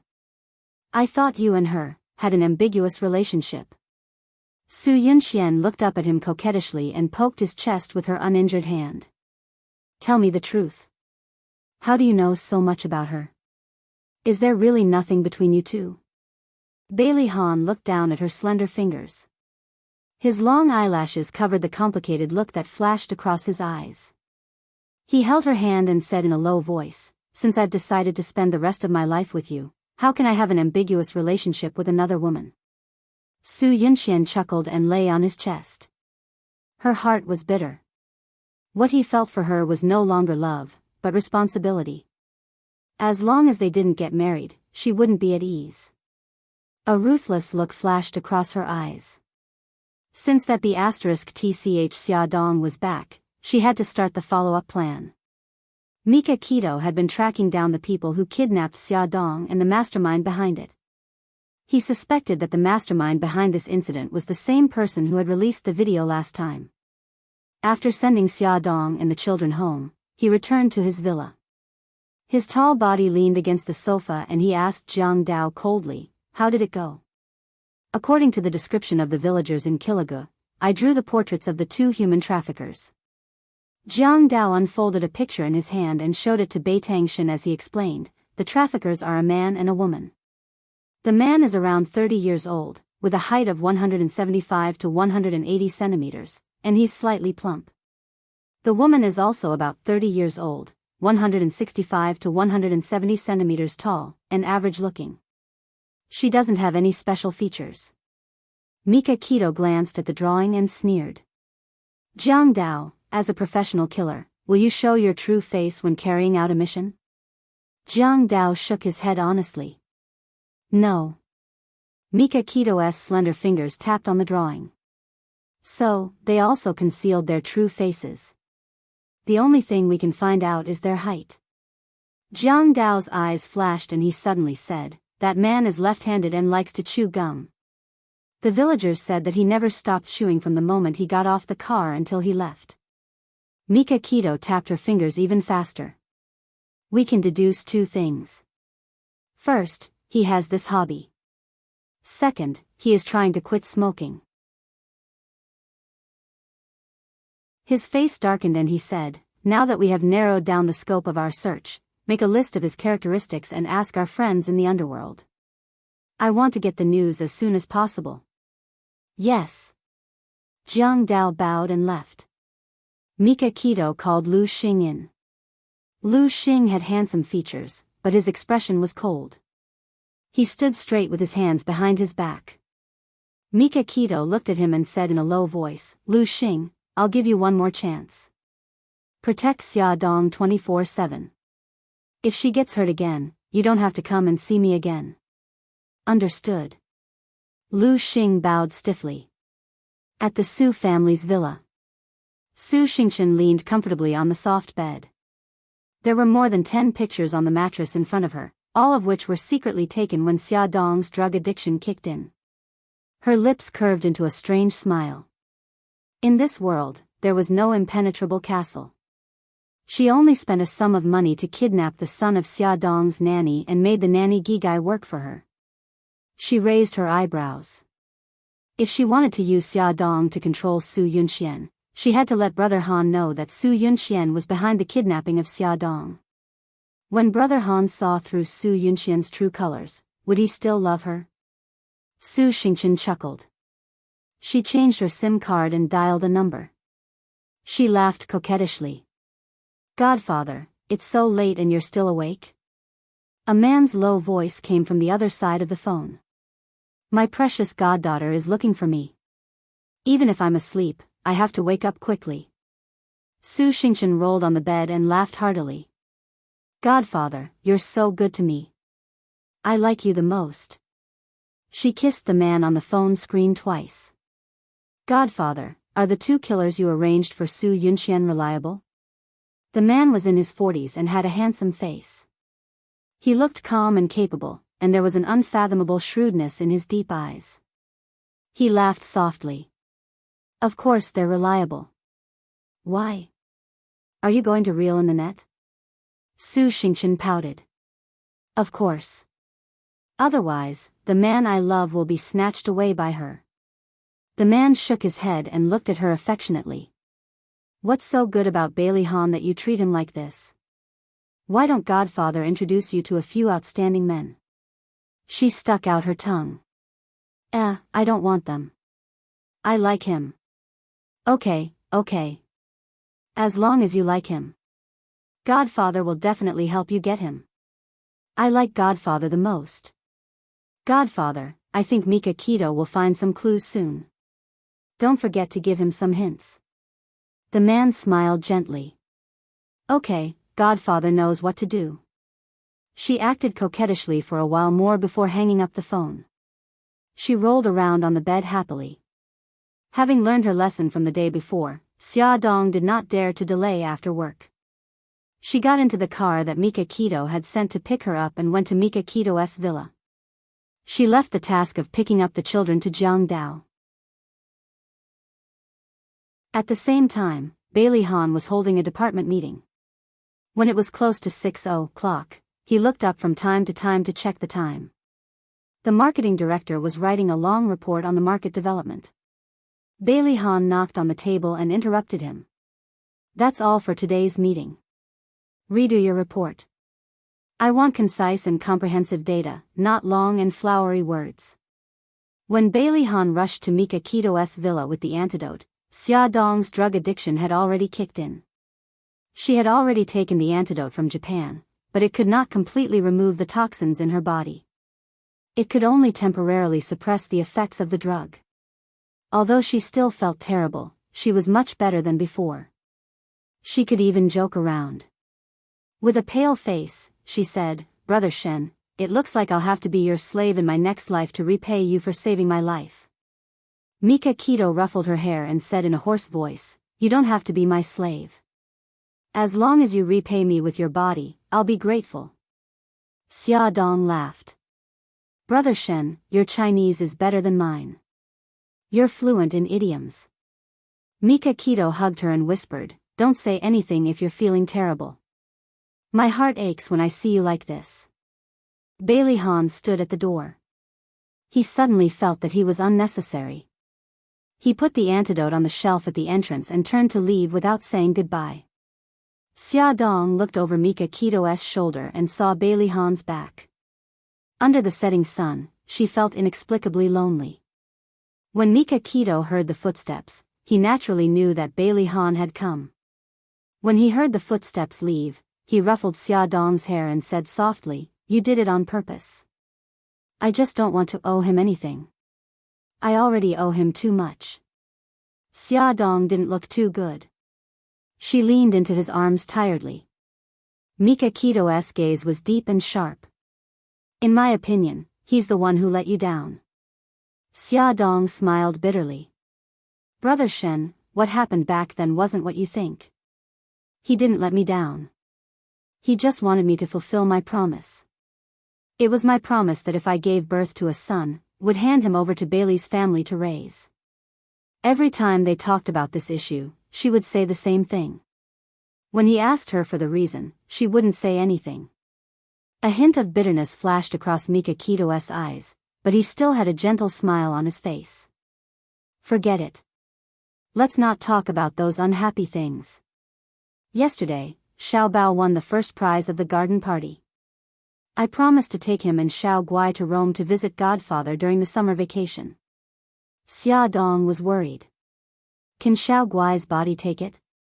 Attention, Songshu 566.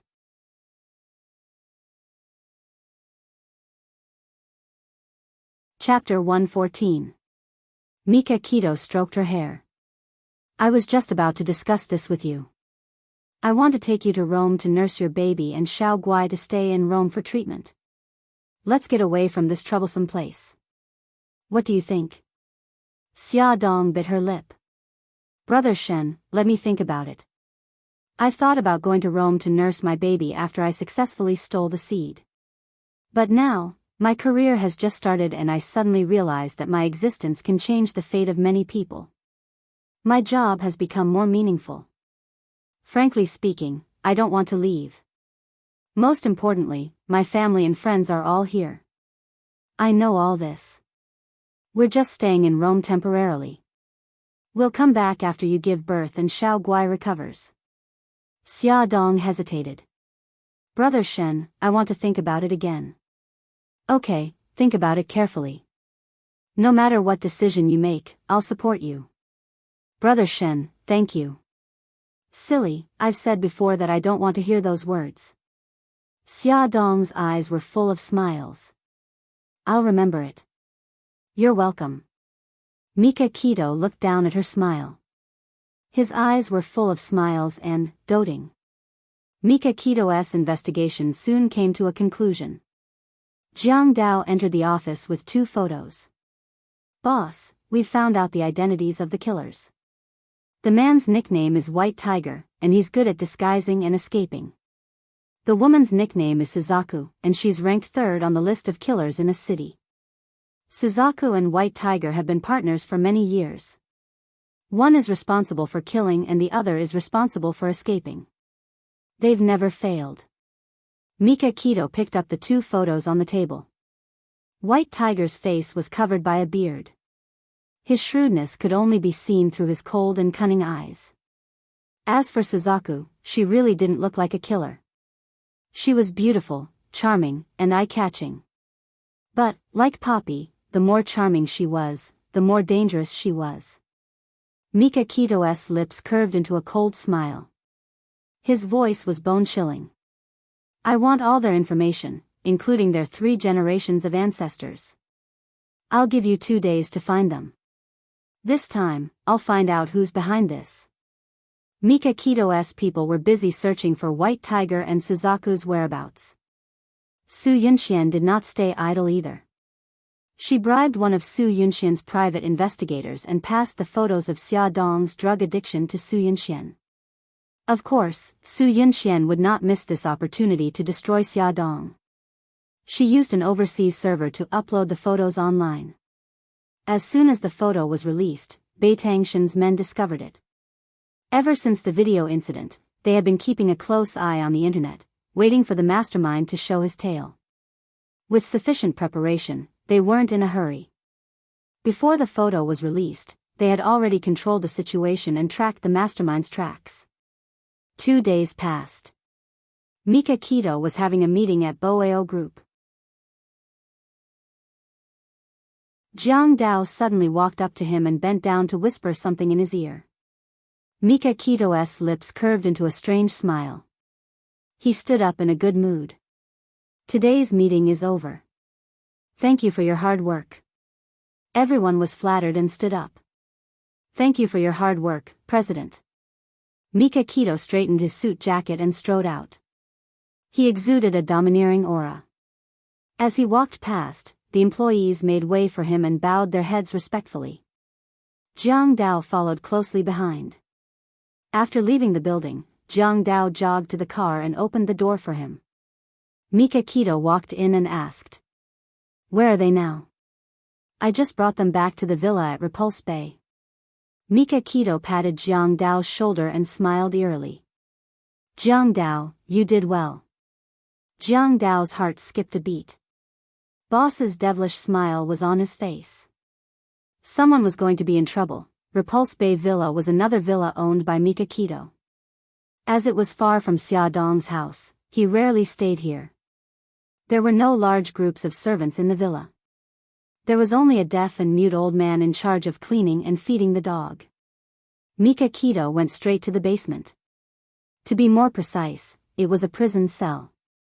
As soon as he entered the basement, the strong smell of blood mixed with the stench of decay hit him in the face. It was nauseating. Under the glaring light, 2 badly mutilated bodies were tied to the wall by iron chains. Their faces were stained with blood. Judging from their figures, the one on the left was a man, and the one on the right was a woman. Seeing Mika Kito enter, someone immediately pushed a chair over and placed it 5 meters away from the two men. Mika Kito sat down and crossed his arms. He looked at the two men with an expressionless face. White Tiger, Suzaku, I'm sorry to interrupt your trip to Vanuatu. Let's talk about the case you recently took on. Jiang Dao walked over to them with Xia Dong's photo and showed it to them. Mika Kito said coldly, You touched my woman. I want to know who your employer is. White Tiger spat out the bloody gum in his mouth and grinned. You've got the wrong person. We don't even know her. Mika Kito's sharp gaze swept over. White Tiger, real name Li Hu, 32 years old, has committed 45 crimes. Murder, kidnapping, theft, and trafficking of women. Jiang Dao, tell me, what kind of punishment will such a sinful person receive? Jiang Dao spat out 2 words coldly. Death by shooting. White Tiger laughed. Ever since I chose this path, I've never been afraid of death. Is that so? Mika Kito's lips curled into a cruel smile. I wonder if your parents in your hometown have the same thoughts. White Tiger's blood-stained body froze. Suzaku suddenly sneered. Boss Beitang, you're really something. You even know our background. Then you must know that there are rules in our line of work. We never reveal our employer's information. Her blood-stained face turned to White Tiger and stared at him sharply. White Tiger gritted his teeth and lowered his head. He did not speak. Mika Kito suddenly stood up and walked over to Suzaku. She met his gaze arrogantly, cold and determined. He sneered. Suzaku, no parents. You grew up in an orphanage. You don't seem to have any flaws. Suzaku looked back at him coldly. Mika Kito, I advise you not to waste your time on us. No, why would it be a waste of time? Mika Kito waved his hand. Jiang Dao took out a photo and handed it to Suzaku. She glanced at it and her pupils constricted. Mika Kito observed her reaction and said expressionlessly, She's the director of the orphanage, Lin Qingxiu. She's 54 years old this year. Director Lin said that she still remembers that 25 years ago, she picked up a baby girl who was less than a year old at the entrance of the orphanage. She named the baby girl Lin Wuyu because she hoped that the child could grow up without any worries. Am I right? Suzaku or Lin Wuyu? Suzaku said coldly, so Boss Beitang is good at telling stories. I'm impressed. Mika Kito pinched her chin. His gloomy eyes were frighteningly cold. My patience is limited. I don't have time to beat around the bush with you. Tell me who the employer is. Otherwise, he glanced at White Tiger coldly, his parents and Director Lin will leave this world before you. Suzaku looked at him with hatred. She gritted her teeth and did not say a word. White Tiger hung his head lifelessly and did not say a word. Very well. It seems that you won't give up until you see the coffin, Jiang Dao. Mika Kito shook off Suzaku's chin and wiped the blood on his fingers with a handkerchief. Jiang Dao waved his hand. Someone came in with a laptop and opened a video file. An elderly couple was tied to a chair. Their mouths were stuffed with rags. They stared at the camera in horror. The camera panned down. A small time bomb was tied to their calves. The timer showed that there was 1 hour, 32 minutes, and 6 seconds left. The ticking sound of the timer rang in the silent room. White Tiger was frightened. He looked at his elderly parents on the screen. His eyes were filled with pain and confusion. The scene changed. The main characters of the video were the children of the orphanage. They were laughing and jumping happily. They pushed the director of the orphanage in front of the camera. The director smiled kindly. Wuyu, I'm relieved to hear that you're doing well. I told you that I shouldn't disturb you. Your friend is very enthusiastic. He insisted that I follow him to stay at your place for a few days. Suzaku slowly closed her eyes and stopped watching the video. Mika Kito said coldly.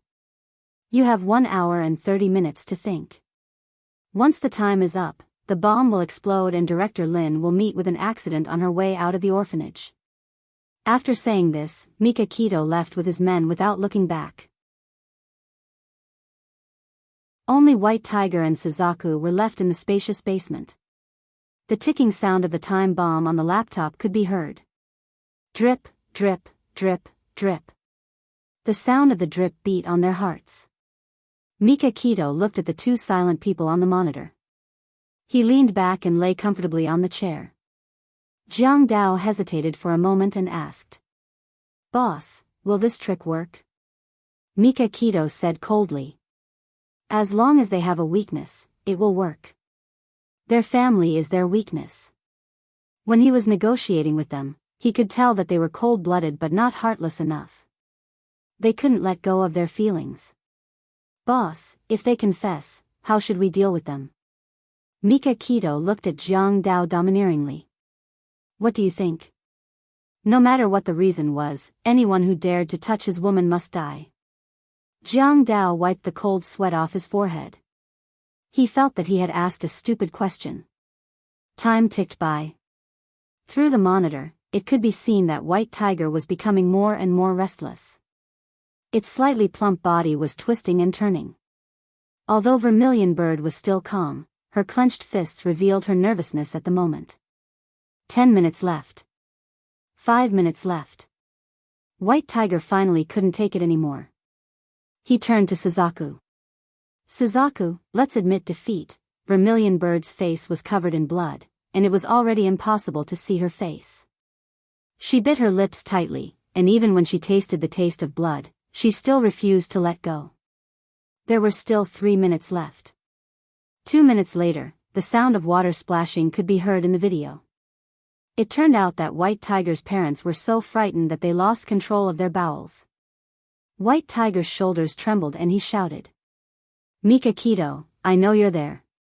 Come out. I'll tell you everything. Let go of my parents now." Tick-tock, tick-tock. The timer was still ringing. 1 minute, 50 seconds. White Tiger was on the verge of breaking down. He shouted hysterically. "Mika Kito, let go of my parents. Let them go. I beg you. I'm begging you." 30 seconds, 20 seconds, 10 seconds, the screen suddenly changed. Principal Lin said goodbye to the children and walked out of the orphanage with her luggage. Not far away, an unlicensed car was speeding in her direction. "Come and see." Songshu 566.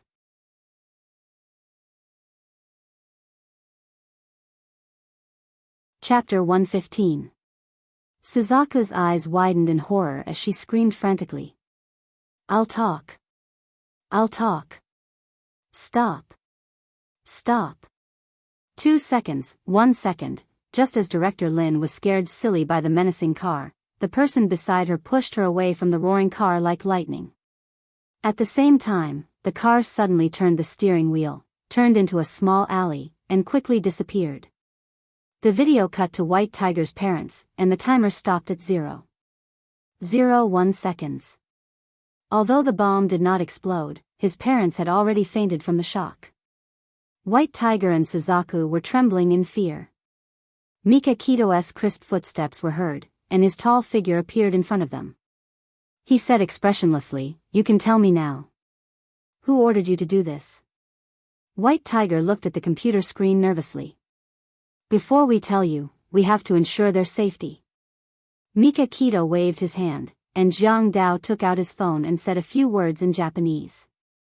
After a few seconds, a man wearing a mask appeared on the screen. He removed the bomb tied to White Tiger's parents' legs and stuffed something into their mouths. White Tiger looked up at Mika Kito. Mika Kito said indifferently, "Don't be nervous. That drug was only used to make them forget this unpleasant memory." Suzaku sneered. "Erasing their memories and cleaning up the scene without leaving any clues. Mika Kito, you're so smart." Beitangshin didn't care about her sarcastic tone at all. His gaze fell on her indifferently. "As for your Principal Lin, because an accident almost happened. Your friend deeply apologized and asked her to rest for a while before visiting you. Are you satisfied with my arrangements? I'm satisfied. I couldn't be more satisfied. Suzaku sighed. Mika Kito, I admit defeat. Mika Kito leaned back comfortably in his chair. Very well. Now let's talk about what you know. Remember, don't play any tricks. If I can threaten you once, I can threaten you a second time. White Tiger quickly exchanged glances with Suzaku, and there was a look of submission in his eyes. The vermilion bird closed her eyes, and when she opened them again, they were already cold. Under the contrast of the blood that filled her eyes, she appeared extremely cold. She slowly said, Su Yunxian. I once heard the employer's name from the middleman. Her name is Su Yunxian. Mika Kito's eyes narrowed. Are you talking about Su Yunxian, the daughter of Su Bolan? Su Yunxian must be rich to be able to pay 2 million to hire an assassin. There were many people with the same name in this world, but there was only one rich Su Yunxian. Mika Kito narrowed her eyes, and there was a dangerous glint in her eyes. I want to know more details. Suzaku said, in the beginning, the employer wanted to create an accident to get rid of Miss Xia's baby. White Tiger and I did a lot of things, but Miss Xia was very lucky and escaped all of them. Mika Kito was shocked. Damn it. Only a few people knew about Xia's pregnancy. Where did Su Yunxian find out about it? Did Bailey Han find out? Later, the employer said that she wanted to change the plan. She wanted us to kidnap Miss Xia and sell her to a poor and remote place. Then, she would become addicted to drugs. Suzaku narrated the story emotionlessly, but Mika Kito was furious. Su Yunxian was too vicious. Drugs, poverty, and a deformed child.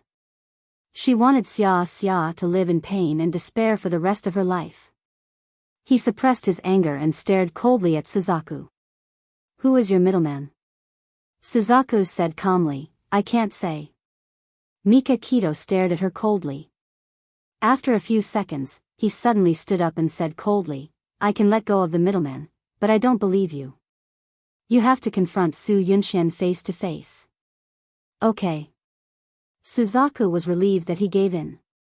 If she dared to betray the middleman, she wouldn't be any better than she was now. Mika Kito walked out of the basement and sat in the back seat of the car. He dialed Bailey Han's number. To be honest, he wanted to see Bailey Han's expression when he found out that Su Yunxian was the mastermind. What a pity. As soon as the call connected, Bai Tangshan briefly explained the situation. Of course, he did not mention that Xia Dong was pregnant. There was a moment of silence on the other end of the phone. Then, Bailey Han said coldly, Yunxian would never do such a thing.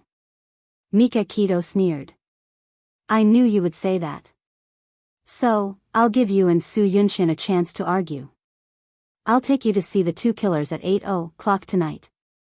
After hanging up the phone, Bailey Han stood in front of the floor-to-ceiling window in his office. Looking at the tall buildings outside, he suddenly felt depressed. He didn't believe that Su Yunxian would do such a thing. In his eyes, she had always been elegant and kind. It was impossible for her to do such a vicious thing. Linda, inform all the departments that the afternoon meeting will be postponed to tomorrow. I'm going out. Bailey Han informed Linda through the internal phone. He straightened his coat and walked out quickly. Hello, Mr. Bailey.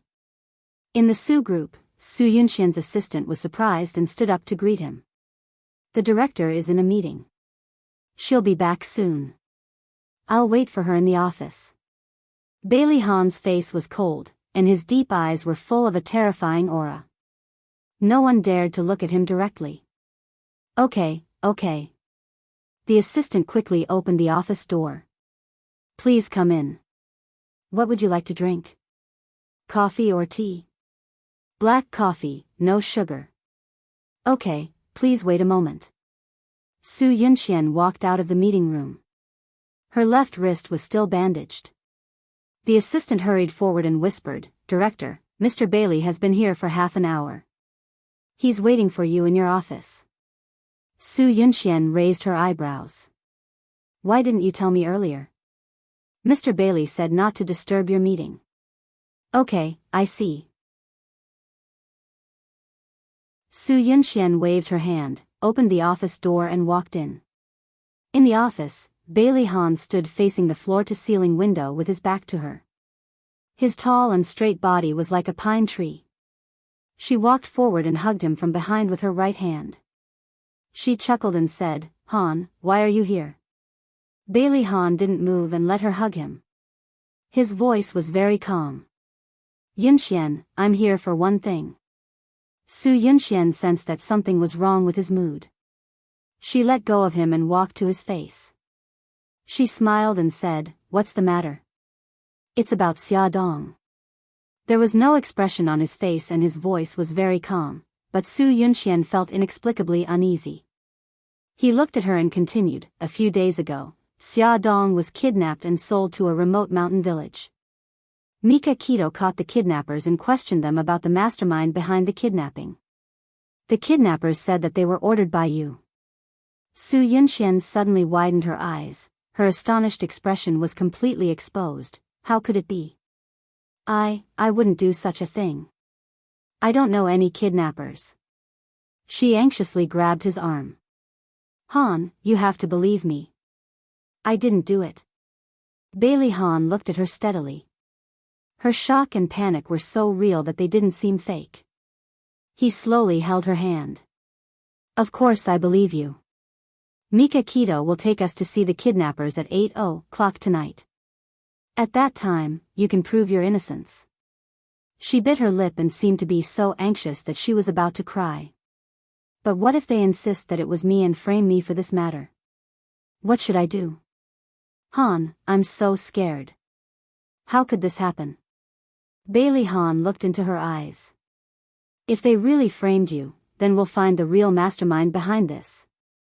Yunxian, don't be afraid. I'm here. Su Yunxian was touched and threw herself into his arms. Her delicate body trembled slightly. In a place where he couldn't see, a trace of ruthlessness flashed through her beautiful eyes. Damn it, those two stupid killers dared to betray her. She had to quickly think of a countermeasure. After Bailey Han left, Su Yunxian supported her cheek with one hand and looked out of the window expressionlessly, thinking of a countermeasure. Her phone suddenly rang. Her eyes lit up and she smiled as she answered. She said in English, Darling, how's it going? The man on the other side of the phone said in a low and magnetic voice, Don't worry about me. The trap has been dug and we're just waiting for the prey to jump in. Her smile became even brighter. Very good, darling. I've run into some trouble here. I need to borrow your falcon. No problem. But you can't let Falcon's identity be exposed. He's my secret weapon. Don't worry, I just want him to do me a small favor. Falcon was a hacker. He was more powerful than Killer Whale. The difference was that Killer Whale could be bought with money, but Falcon only worked for his master. She had already thought of a way to turn the tables, but the risk was very high. Su Yunxian's lips curled into a strange smile. However, if the risk wasn't high, how could it be exciting? At 8:00 in the evening, Jiang Dao drove to the predetermined location and picked up Bailey Han and Su Yunxian. When they arrived at the Repulse Bay Villa, Mika Keto had also just arrived. He had just accompanied Xia Dong through her drug addiction at her house and rushed over. He didn't hide the existence of the basement and directly brought the two of them into the basement. As soon as they walked into the basement, Su Yunxian couldn't help but frown at the unpleasant smell. The light was very glaring, illuminating every corner clearly.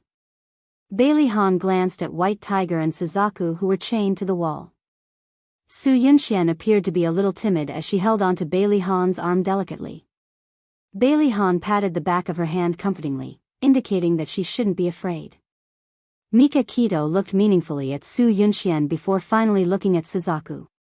Suzaku, this is Su Yunxian, Miss Su, the employer you mentioned.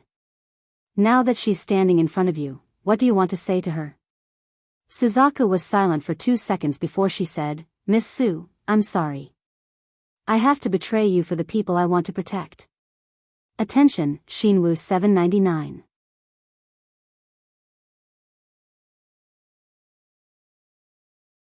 Chapter 116. Su Yunxian was stunned. But I don't even know you. I don't know what you're talking about. Suzaku said, on June 30th, you issued a mission through a middleman.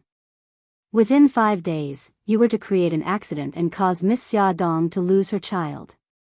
Wait a minute. What do you mean by lose the child? Bailey Han suddenly interrupted Suzaku.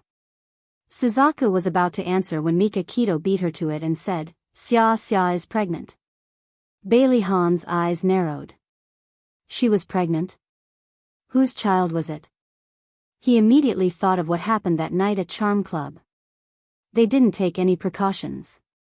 Could it be? He was nervous and uneasy, but there was also a hint of anticipation. Damn it, what was he anticipating? He was about to marry Su Yunxian, and she already had a fiancé. Mika Kito seemed to see through his thoughts. She smiled and said, Xia didn't want to have a child so soon. I wanted her to give the baby and Gigai a younger brother or sister. Alright, Suzaku, continue. So it was Mika Kito's child. Bailey Han's nervous fists slowly relaxed, but he felt a little uncomfortable. Su Yunxian was also suspicious. She was originally certain that Xia Dong was pregnant with Bailey Han's child, but after hearing Mika Kito's words, she was a little doubtful. However, she didn't dwell on it for long. She still focused on Suzaku. After the small interlude, Suzaku continued, in the past 5 days, we created many accidents, but Miss Xia avoided all of them. After Miss Xia heard this, she changed her plan. She asked us to kidnap Miss Xia and sell her to another province. She also asked the middleman to give us a box of medicine and let us inject it into Miss Xia. Su Yunxian frowned and said, Your name is Suzaku, right? Suzaku, I think what you said is full of loopholes. If I was really the employer, I wouldn't let anyone know my identity.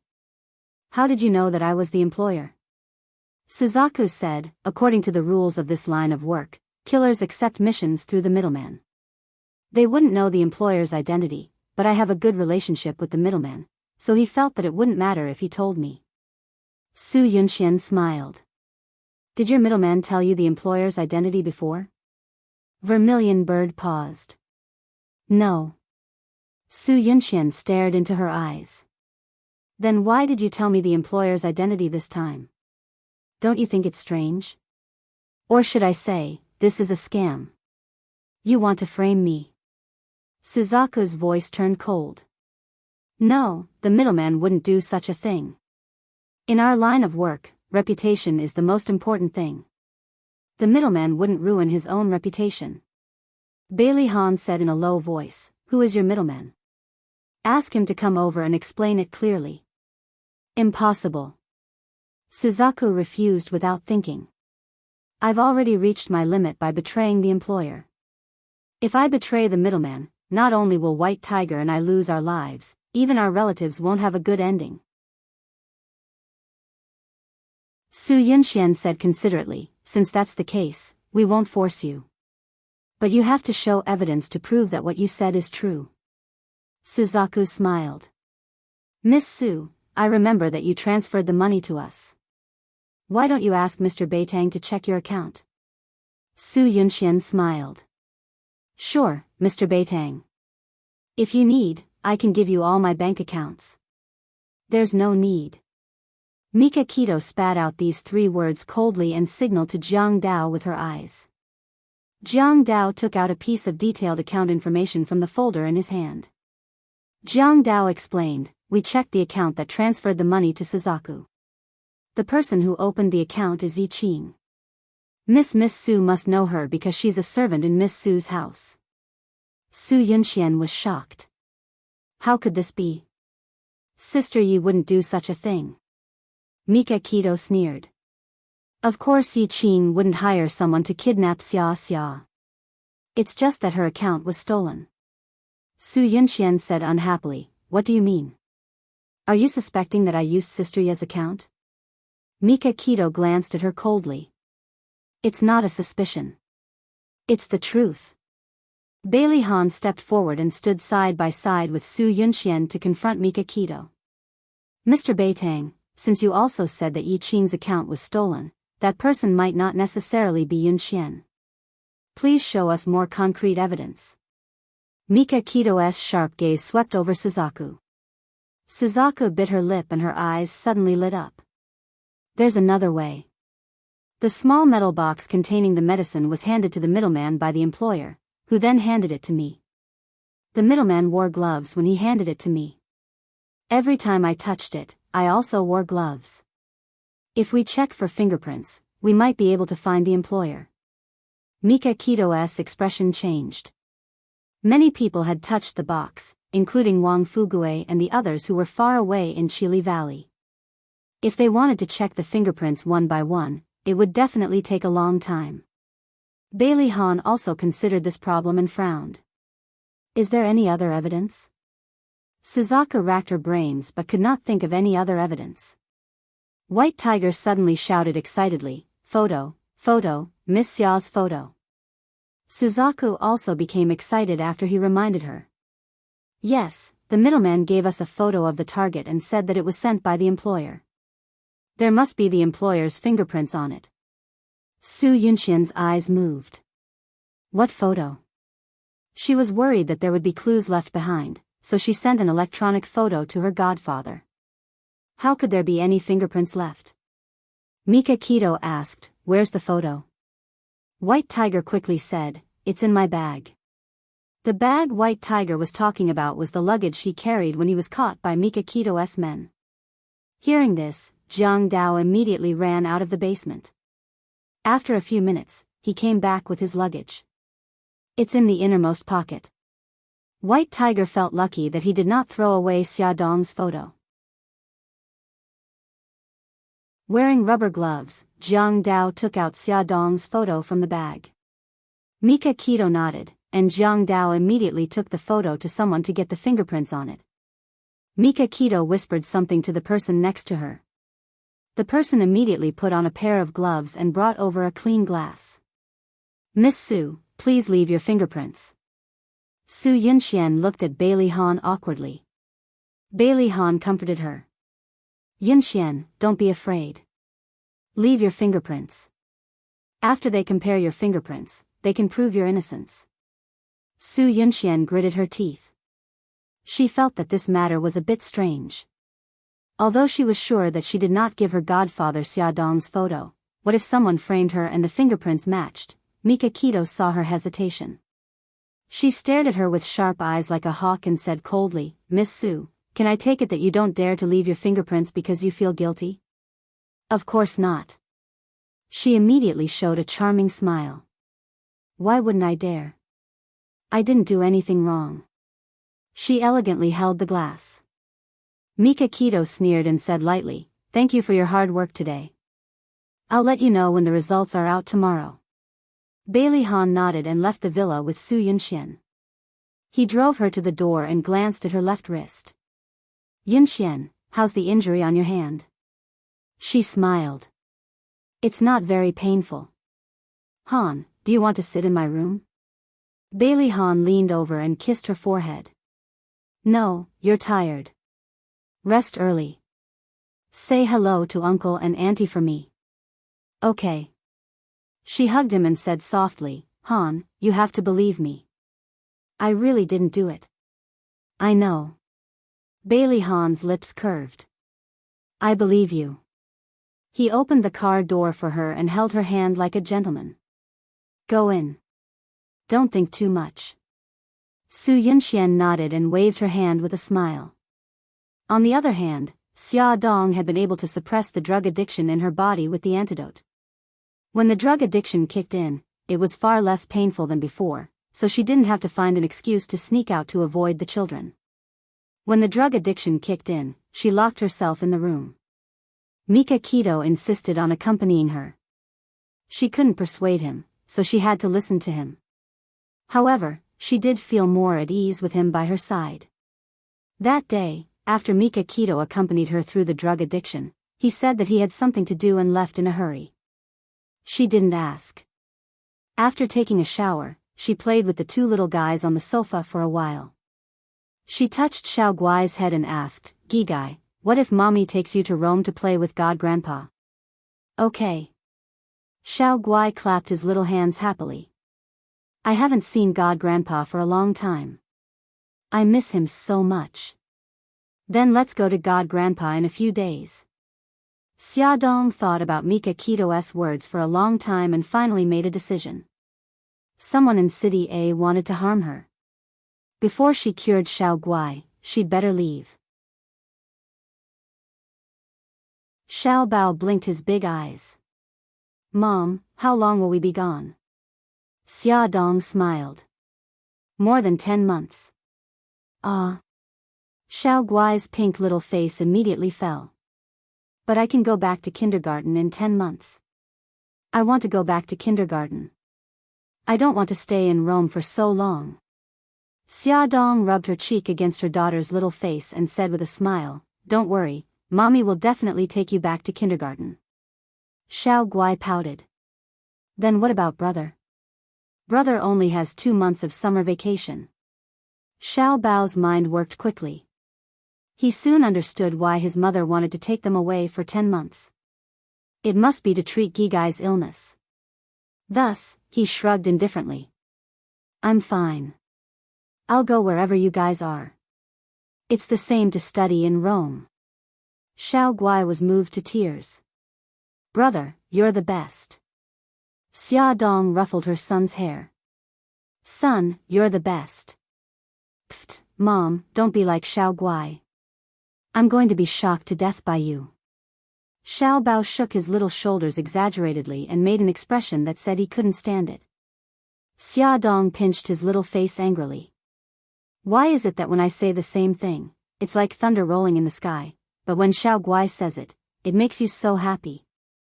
Xiao Bao rolled his eyes at her. "You're not as cute as Gigai." "Wow, you evil brat." Xiao Guai giggled. Attention, Hongcha 866.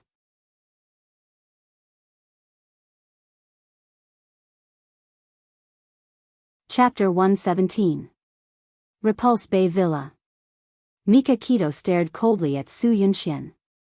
She raised a test report in her right hand and announced the results. "As you can see, the fingerprints on the photo are the same as Miss Su's fingerprints on the glass." "No, that's impossible." Su Yunxian grabbed the test report excitedly and quickly scanned the results. She shook her head in disbelief. "This is impossible. I didn't touch the photo at all, and I didn't give it to the kidnappers." "You're framing me." "Yunxian, calm down." Bailey Han comforted her and took the test report from her hand. After reading it carefully, he stared sharply at Mika Kito. "Yunxian's suspicion is right. You asked someone to do this report. Only you know the truth." Mika Kito crossed her arms and sneered. "You think I'm framing Su Yunxian? Why would I do that?" Bailey Han's words were sharp. "I can try to guess that it's because you want to deal with me." Shenghao Group and Boao Group were competitors. It was no secret that Boao Group was against Shenghao Group in every aspect. Mika Kito sneered. "Mixing personal and business matters together? That's not my style. Bailey Han, I'm not you. I won't cancel the contract for personal reasons and cause a loss of 10 million yuan." Mika Kito was directly insinuating that he cancelled the advertising cooperation with Glamour magazine because of Xiaodong. Bailey Han's face darkened and he said coldly, "In any case, your report is not convincing. Even if the fingerprints are the same, we can't rule out the possibility that someone framed Yunxian." White Tiger couldn't help but shout, "What do you mean? Suzaku and I have already fallen to this point. Do you think we would lie?" Bailey Han was expressionless. "What you said may be the truth, but you also heard it from the middleman. Can you guarantee that the middleman is telling the truth?" White Tiger was not convinced. "Of course, I know the middleman's character very well. He definitely won't lie." Mika Kito said calmly, "Bailey Han, I didn't expect you to be so biased. Even with scientific evidence, you still think it's not enough. He shook his head and showed a regretful expression. Whether you believe it or not, this report was made by an authoritative organization. I definitely did not interfere. As for the rest, I'll leave it to you to judge. Bailey Han's face suddenly turned ugly. Su Yunxian frowned unhappily and said sternly, Mr. Beitang, what do you mean? Han, believe me. Do you think this is wrong? I didn't do it, so why can't Han believe me? Mika Keto sneered. Miss Su, you really have a glib tongue. Even in the face of irrefutable evidence, you can still bite back. Su Yunxian was so angry that her eyebrows were raised. You're slandering me. Mika Keto stopped smiling and exuded a cold and domineering aura. I'll use facts to tell you whether I'm slandering you or not. Miss Su, don't forget, we still have a witness. The godfather, the middleman that Suzaku and the others were talking about. Su Yunxian's eyes flashed with a trace of shock. Although it was just a flash, Mika Keto, who had been watching her closely, still noticed it. He was even more certain that she was the culprit and was determined to expose her true colors. Bailey Han also noticed it. On the way back, Bailey Han didn't say a word until he sent Su Yunxian to the door. He turned to look at her with a calm gaze. Yunxian, I believe Mika Keto's report is correct. The fingerprints on the photo were left by you. Tell me, did you touch that photo? Su Yunxian widened her eyes in disbelief. Her eyes were covered with a layer of mist as she choked and said, You don't believe me. You actually suspect me. His voice was cold. If I didn't believe you, I wouldn't have defended you in front of Mika Keto. Then why did you say that? Su Yunxian's eyes were misty with tears. He frowned. If it's as we guessed and someone deliberately framed you, then the photo might have been tampered with. If you remember when you touched that photo, you might be able to find out who framed you. She secretly breathed a sigh of relief, but her tears fell even harder. I don't know. Maybe I really did touch it. But I really don't remember. She couldn't say that she hired a private investigator to steal the photo, right? But the point was, who stole the photo and gave it to the kidnappers? Did the godfather really betray her? Bailey Han sighed and took out a tissue to wipe her tears. She apologized softly, I'm sorry, Han. I didn't know things would turn out like this. Okay, I'm not blaming you. It's just that Mika Keto won't let it go so easily. I think he'll find the middleman next. Su Yunxian's heart skipped a beat and she asked carefully, Han, if, and I'm saying if, the middleman also proves that I hired someone to frame Xia Dong, will you still believe me? Bailey Han's eyes darkened and he didn't answer immediately. Although he trusted Su Yunxian, he was also rational. Who would go through so much trouble to set up such a trap to frame Yunxian? Moreover, it was such a coincidence to target Xia Dong. Are you starting to hesitate? Su Yunxian didn't get an answer. She bit her lip and said with tears in her eyes, then I'll admit it. I hate Xia Dong. I hate that she always gets close to you, so I hired someone to frame her. Are you satisfied now? Bailey Han frowned helplessly. Yunxian, what are you doing?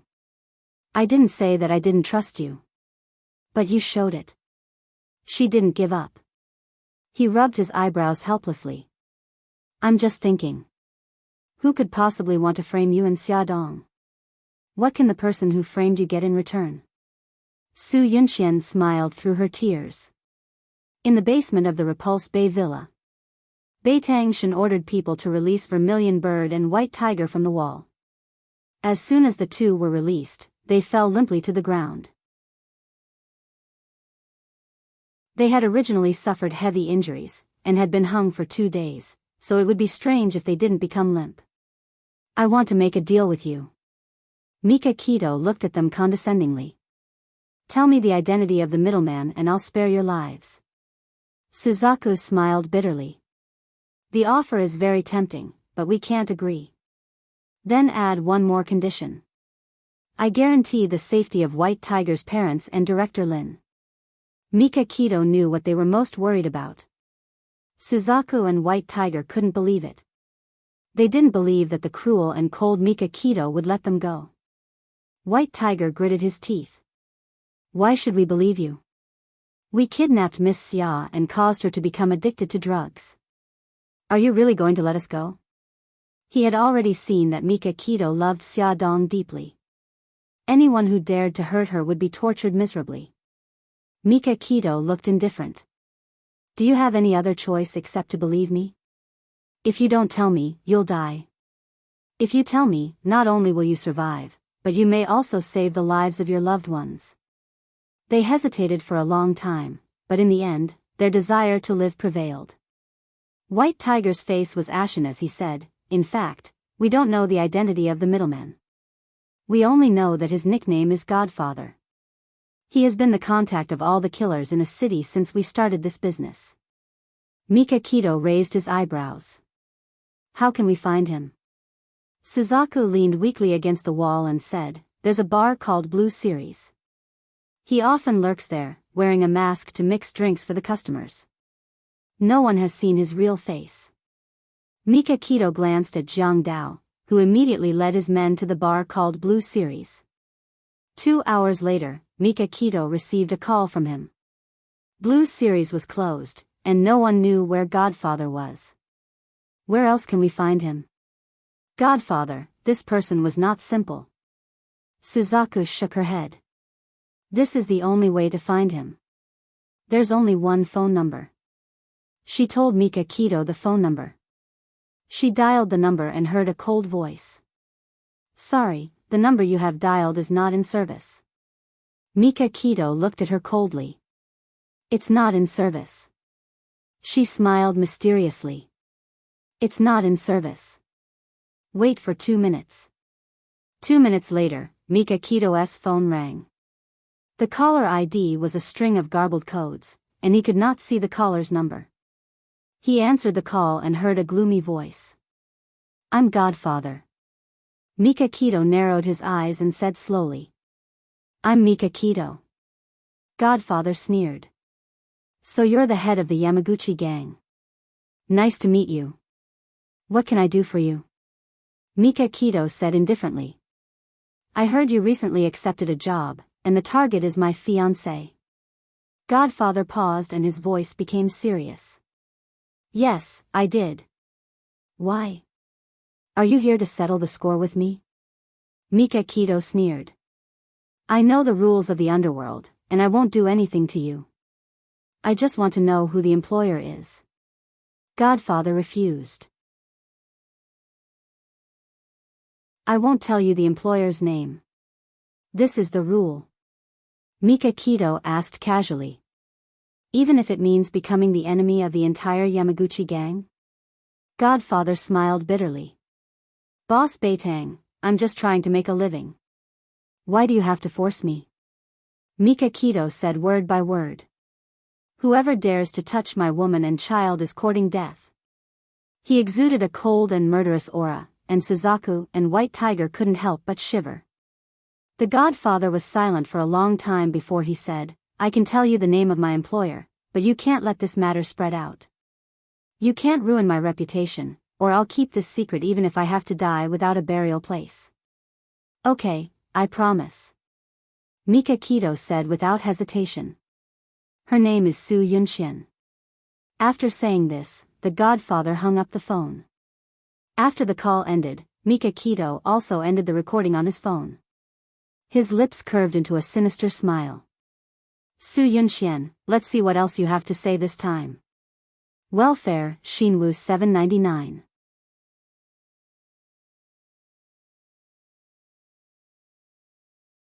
Chapter 118.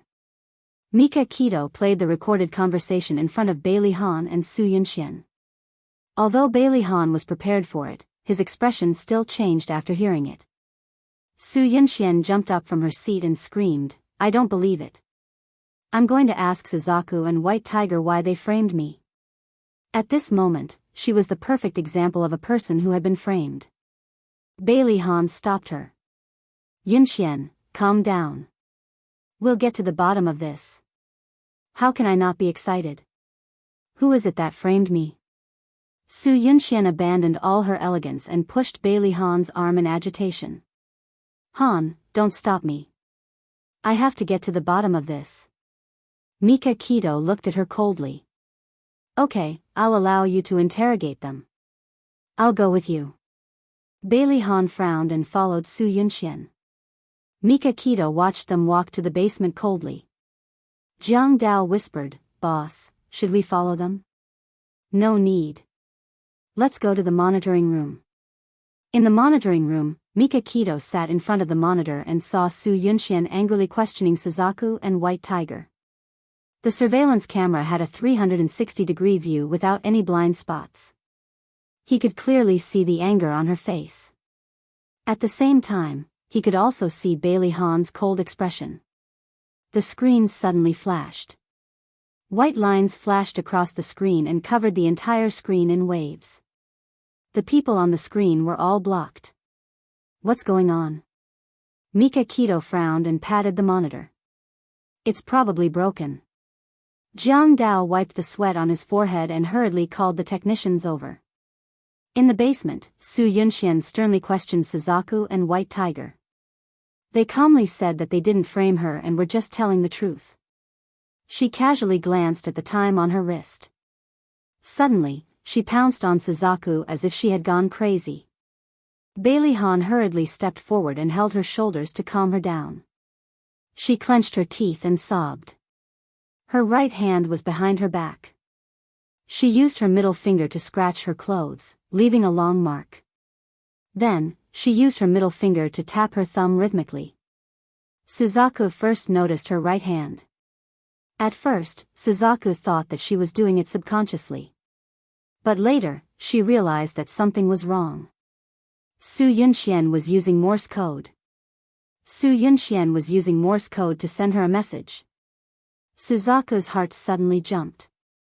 She quickly glanced at the cameras around her. She boldly guessed that since Su Yunxian dared to use Morse code with her back facing her, she must have found a way to interfere with the cameras. She began to focus on Su Yunxian's fingers to see what message she was trying to send. Su Yunxian buried her head in Bailey Han's arms and cried. Her right hand, which was hidden behind her back, was tapping rhythmically. She told Suzaku, my godfather never told the assassins the name of his employer, but he told you my name. Have you ever doubted his intentions? Vermilion Bird's pupils suddenly shrank. In fact, she also had her suspicions, but this thought only flashed through her mind before she discarded it. She believed that her godfather was a righteous person. But today, when Bei Tangshan threatened her godfather, he didn't even hesitate to reveal his employer's name. This indeed made her somewhat disappointed, even though she herself had betrayed her employer. Su Yunxian used Morse code again. He had long planned to betray you. Think about it. You changed your appearance and escaped abroad. You even used fake identities. How did Mika Keto find you in 2 days? That's because someone secretly tipped her off. Suzaku was shocked again. Only she, White Tiger, and her godfather, who helped them get fake IDs, knew about her and White Tiger going to Vanuatu. Did her godfather really betray them? Su Yunxian's fingers moved again. Are you willing to be betrayed by your godfather? Why do you want to be righteous when your godfather is heartless? Well, that's all I have to say. Think about it yourselves. Su Yunxian estimated the time it took Falcon to hack into the villa's CCTV and quickly stopped typing the password. When Bailey Han comforted her, she said weakly, Han, I don't want to stay here anymore. Bailey Han held her arm. Okay, let's go. The moment they left the basement, the CCTV returned to normal. Mika Keto's eyes moved. She felt that it was too much of a coincidence that the CCTV was broken.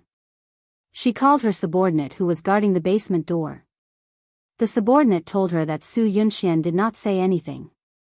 After yelling angrily, she leaned into Bailey Han's arms and cried. Mika Keto frowned and was deep in thought. Just then, one of her subordinates came in and said, Boss, someone uploaded the photos 3 days ago. We have a clue. 3 days ago, someone uploaded the photos of Xia Dong's drug addiction to the internet through a foreign server.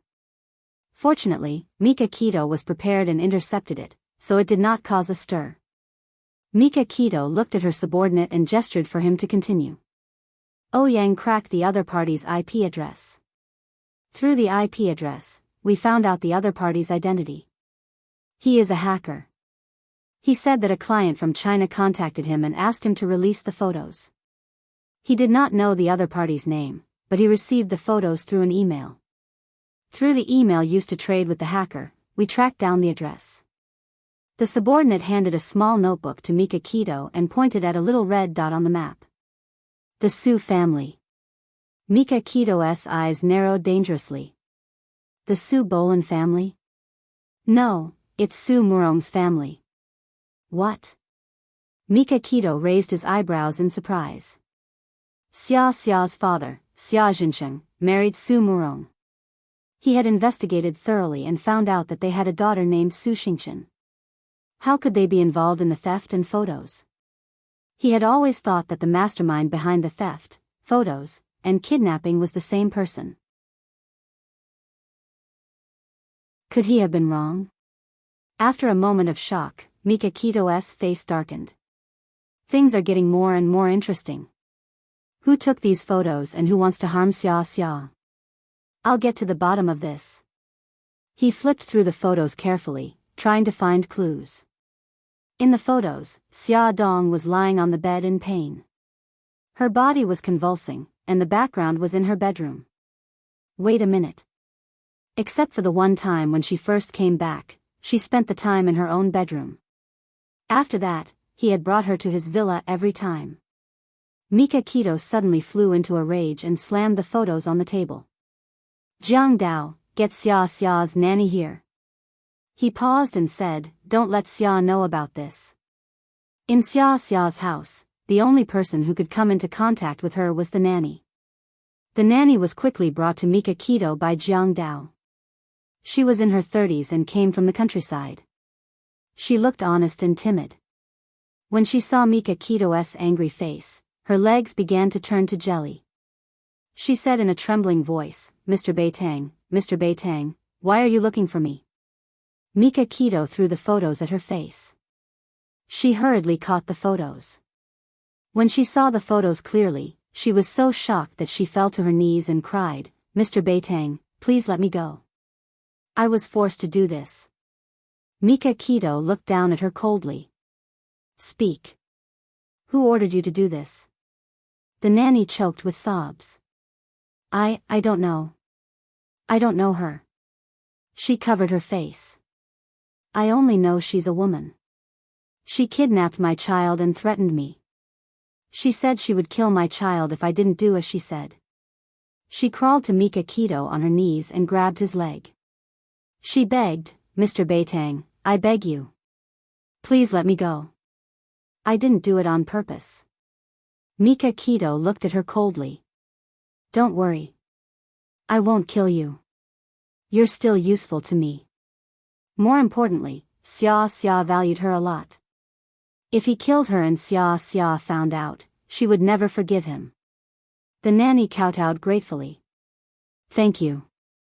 Thank you. I'll do whatever you ask me to do.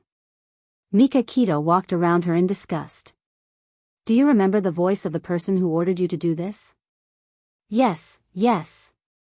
Mika Keto said a few words to Jiang Dao and then walked out of the surveillance room. Jiang Dao asked the nanny to sit in front of the surveillance screen. He pointed at Su Yunxian on the screen and said, listen to her voice. The nanny nodded hurriedly. Mika Keto walked into the living room. Bailey Han and Su Yunxian had been waiting for him for a long time. Bailey Han said calmly, I thought you wouldn't show up again. He had left the guest here for more than an hour while he stayed in the surveillance room. If it weren't for the fact that he wanted to solve this problem once and for all, Bailey Han would have slammed the door and left. I'm sorry to keep you waiting. I was dealing with something just now. Mika Keto apologized, but there was no apology on his face. Bailey Han was very unhappy. He said with a dark face, let's get to the point. We don't believe the words of the middleman. I firmly believe that this has nothing to do with Yunxian. Mika Kito sneered and turned to Su Yunxian. Miss Su, as a suspect, you have the right to say something to defend yourself. Su Yunxian smiled. I didn't do it. I believe that the innocent will find out the truth. I also believe that Mr. Beitang will find out the truth one day. As soon as Su Yunxian finished speaking, the nanny in the surveillance room shook her head. It's not her. The person who ordered me to secretly take pictures of Miss Xia is not her. Jiang Dao immediately walked out of the surveillance room and came to the living room. He whispered a few words in Mika Kito's ear. Mika Kito's eyes narrowed but quickly returned to normal. He looked at Su Yunxian and said calmly, one day. I'll give you one more day. If you can't find any new clues, I'll assume that Miss Su is the mastermind. Miss Su, I've said before that anyone who hurts Xia will not have a good ending. I don't care if she has a backer or not. Do you understand what I mean? This was a blatant declaration. If they couldn't catch the mastermind in one day, they would treat Su Yunxian as the mastermind and deal with her. Bailey Han's eyes turned cold and he exploded on the spot. Mika Kito, don't go overboard. Awesome novel, Songshu 566.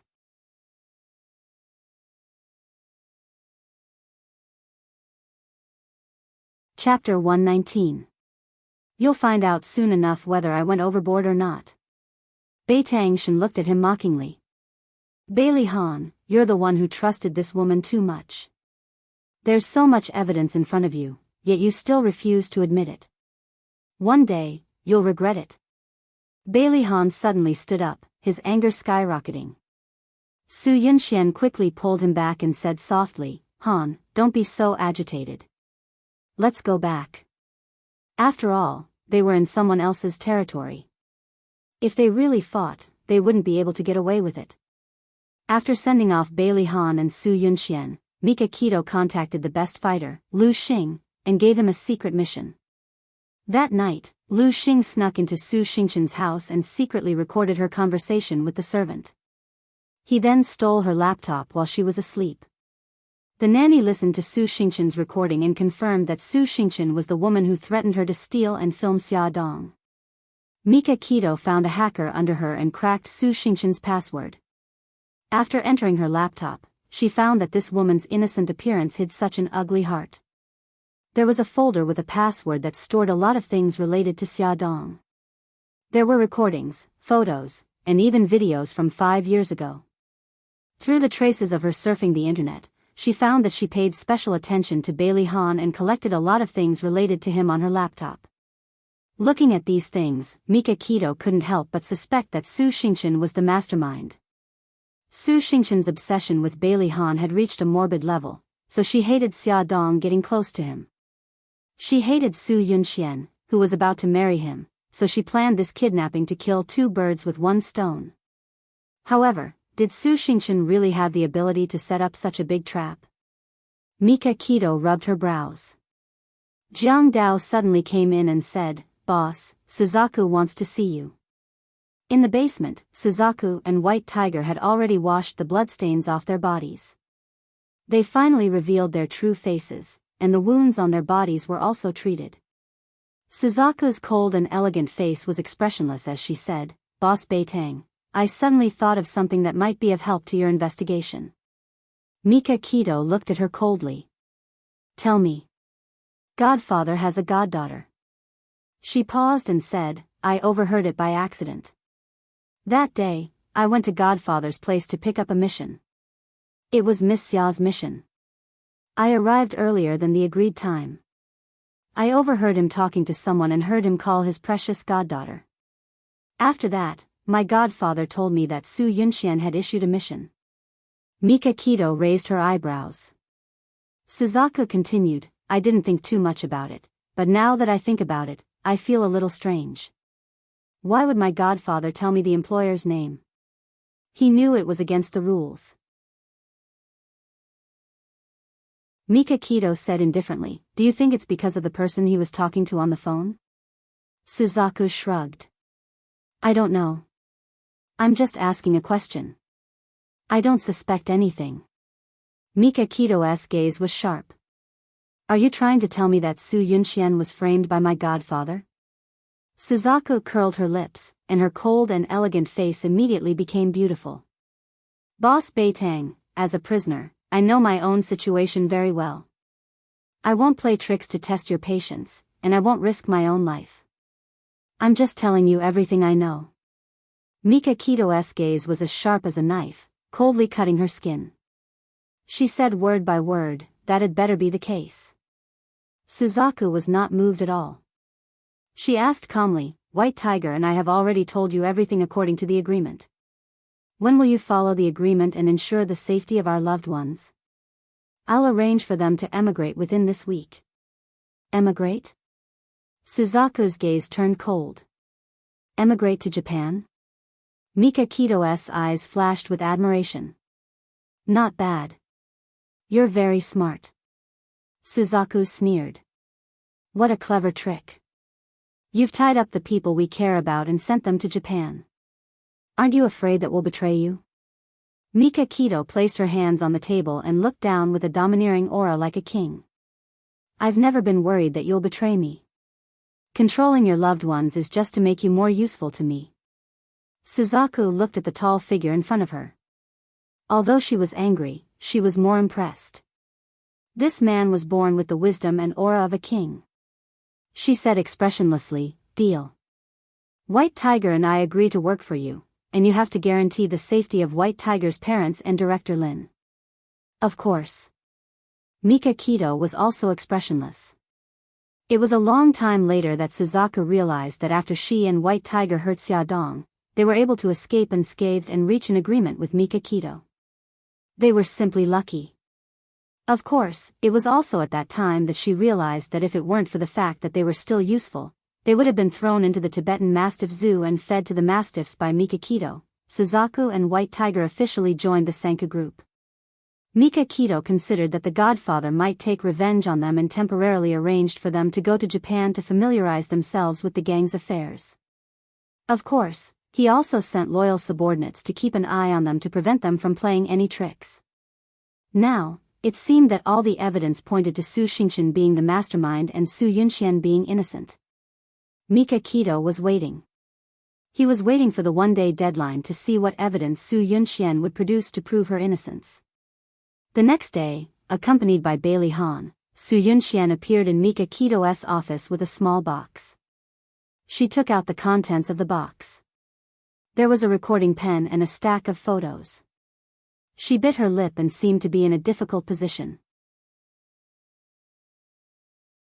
Xingqian asked the servant to give me the recording pen. It contains what Miss Xia said in front of her mother's grave. As for the content, you will know once you listen to it. These photos were also sent to me by Xingqian. My assistant can testify. Mika Kito played the recording pen. The contents of the recording made his expression turn ugly. Bailey Han's deep eyes also moved. It was Bailey Han's first time seeing these photos. It was actually taken the night he was at Charming Club. At the time, Xiao Tianxing warned him that Su Xingqian was also at the club and told him to be careful. That was why he asked Xiao Tianxing to carry Xia Dong into the private room. He didn't expect Su Xingqian to sense that something was wrong and secretly took photos. Bailey Han looked at Su Yunxian. Why didn't you tell me that Su Xingqian gave you these photos? Su Yunxian bit her lip and forced a smile. I believe that there's nothing going on between you and Xia Dong. Xingqian must have done this to create a rift between us. Of course, I don't want her to succeed. Han, the reason why I kept this from you was because I didn't want you to think that I misunderstood you. Bailey Han didn't say anything, but secretly held her hand. Su Yunxian smiled slightly and looked at Mika Kito. Mr. Beitang, weren't you curious why Xia Dong's photos had my fingerprints?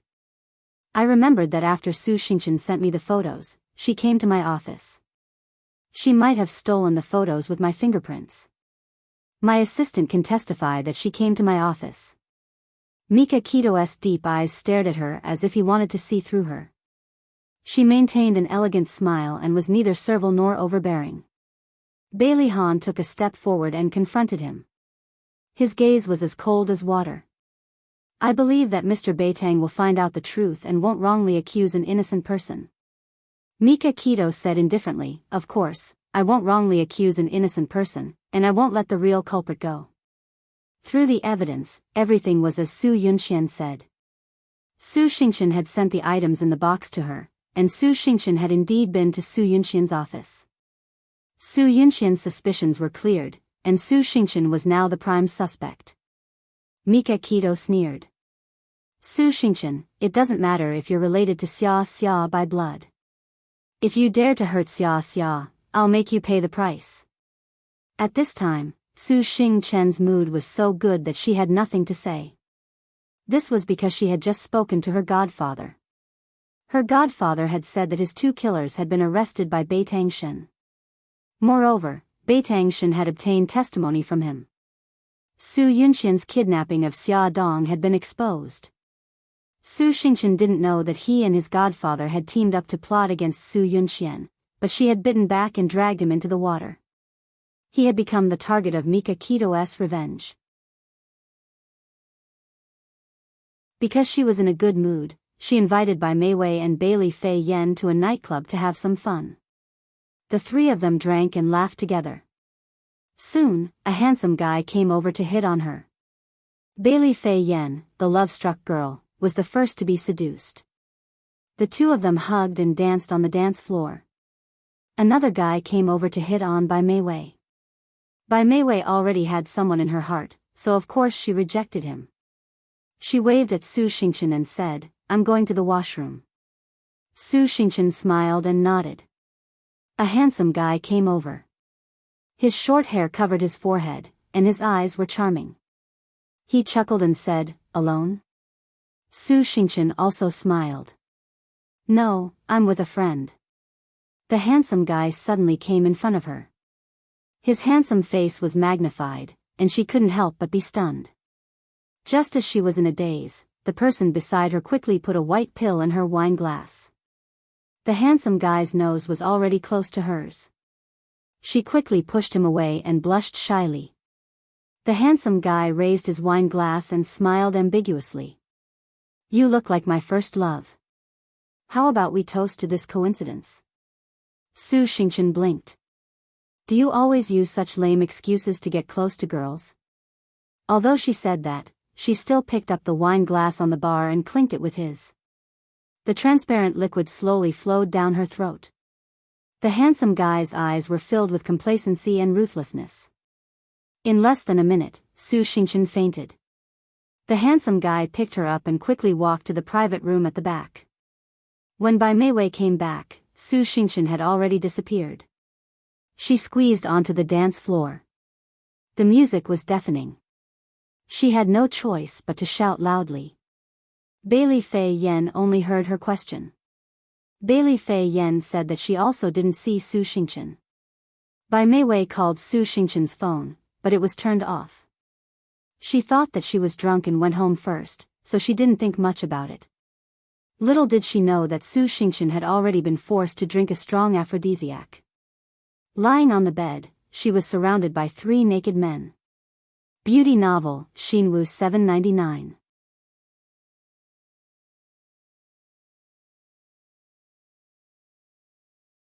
Chapter 120.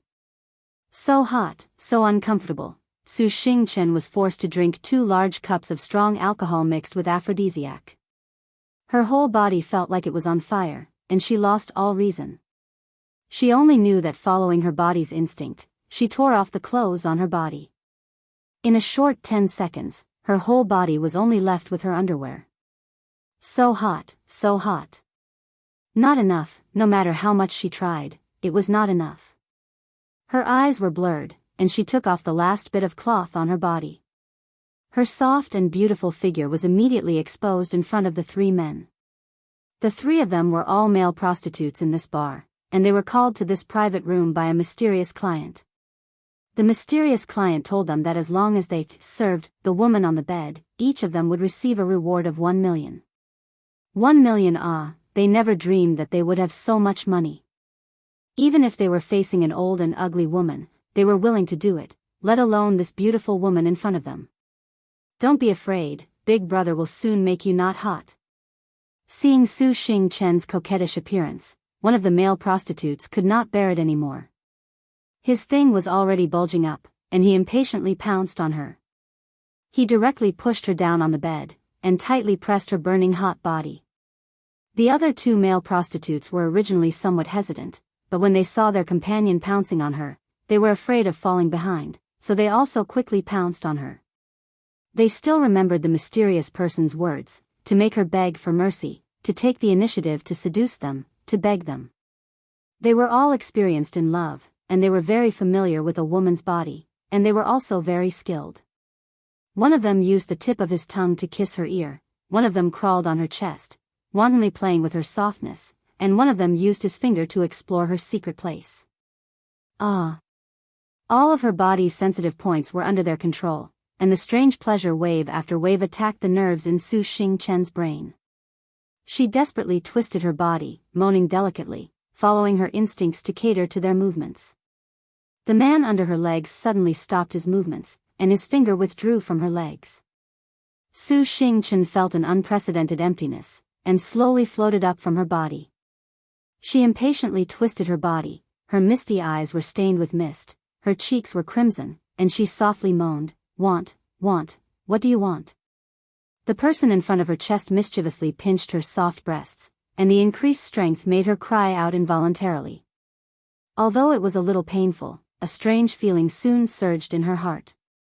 She wanted more, but the three of them stopped moving. The unbearable pain spread in her body, and it was very uncomfortable. She tried her best to grab a body and rubbed against his chest, letting out comfortable moans. That person let out a deep laugh. "Kitten, I'll teach you how to play with yourself, okay?" He grabbed her small hands that were groping everywhere and placed them on her own soft hands. His palms covered hers, and he rubbed them gently at first before slowly increasing the strength. She quickly learned how to make herself comfortable and impatiently placed both her hands on him. "Don't be in such a hurry." That person smirked as he pulled one of her hands down and slid it down to her flat bottom. Then, he slowly slid his hand down, following the fragrant grass into the valley. Watching a beauty defile herself was a very erotic thing. The three of them were burning with lust and their mouths were dry. However, they didn't make the next move. They were waiting for an opportunity. After a while, Su Xingchen was no longer satisfied. She sobbed, "It's uncomfortable. I want." One of them crawled by her ear and bit her earlobe, bewitching her will. "What do you want? Do you want a man?" She didn't know. She shook her head in confusion, her eyes filled with tears. "Say, you want a man, you want a man." The man used a gentle and low voice to bewitch her. Every time he said it, his fingertips would fiercely press down. His body and lower body were already soaked. "Ah. I want a man." Su Xingchen, who was continuously teased and teased, was already sobbing. The fire in her body burned crazily, and all of her reason was burned to ashes. All that was left was lust. "Louder, I can't hear you." The man slightly raised his voice. "I want a man." Su Xingchen cried loudly. The three men looked at each other and smiled evilly. Following the violent movements of one of them, Su Xingchen let out a mournful scream. It was so painful.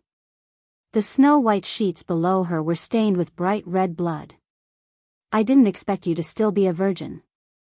The man worked hard, without the slightest bit of tenderness. The blood-curdling screams gradually turned into moans and groans. The good show had just begun. When Su Xingchen woke up, it was already the afternoon of the second day. Her whole body was in so much pain that it was as if someone had taken her apart and reassembled her. She blankly opened her eyes. In an unfamiliar room, she looked down. She saw that the bed was in a mess, and her naked body was lying on the bed. Her body was covered with bruises, and some kind of suspicious liquid. There was also a strange taste in her mouth.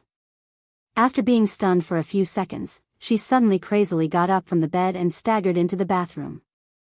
Looking at her battered and exhausted self in the mirror, she wailed loudly.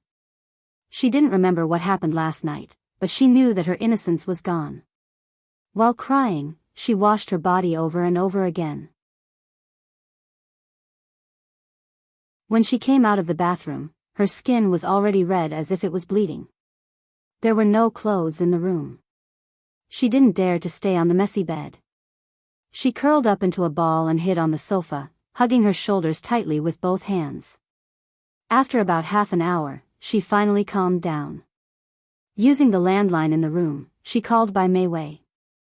In terms of relationship, she was closer to Bailey Fei Yen, but Bailey Fei Yen was a brainless woman. It was very likely that she would unintentionally expose this matter, so she chose the mature and intelligent Bai Meiwei. When Bai Meiwei received her call, she quickly took a leave of absence and rushed over from the hospital. She didn't ask anything and handed the clothes to Su Xingchen. After she changed and walked out of the bathroom, she held her hand and said softly, "Xingchen, I'll take you home." Su Xingchen sat beside Bai Meiwei. Her eyes were lifeless as she looked at the scenery outside the window. She said softly, "Meiwei, I was drunk last night and had a one-night stand with someone." Bai Meiwei said softly, "Don't think so much. Go home and sleep. You'll be the lively and cheerful Su Xingchen again." Su Xingchen smiled bitterly. "But I'm no longer worthy of Big Brother Han." Bai Meiwei didn't know how to comfort her, so she could only hold her hand. They didn't speak for the rest of the journey. Bai Meiwei sent Su Xingchen to the entrance of the villa. She wanted to accompany her in, but she refused. Bai Meiwei could only let her be. When Su Xingchen walked into the living room, she realized that the atmosphere wasn't right. Mommy, who was usually working at the company at this time, was actually sitting on the sofa with a gloomy expression. Daddy was sitting beside her with an ugly expression. Other than them, there weren't any servants in the living room. "Mommy, Daddy." Su Xingchen revealed a sweet smile and endured the pain as she walked in front of them. Xia Zhenqing sighed and turned his head away, not looking at her. Su Murong suddenly stood up and threw something at her feet.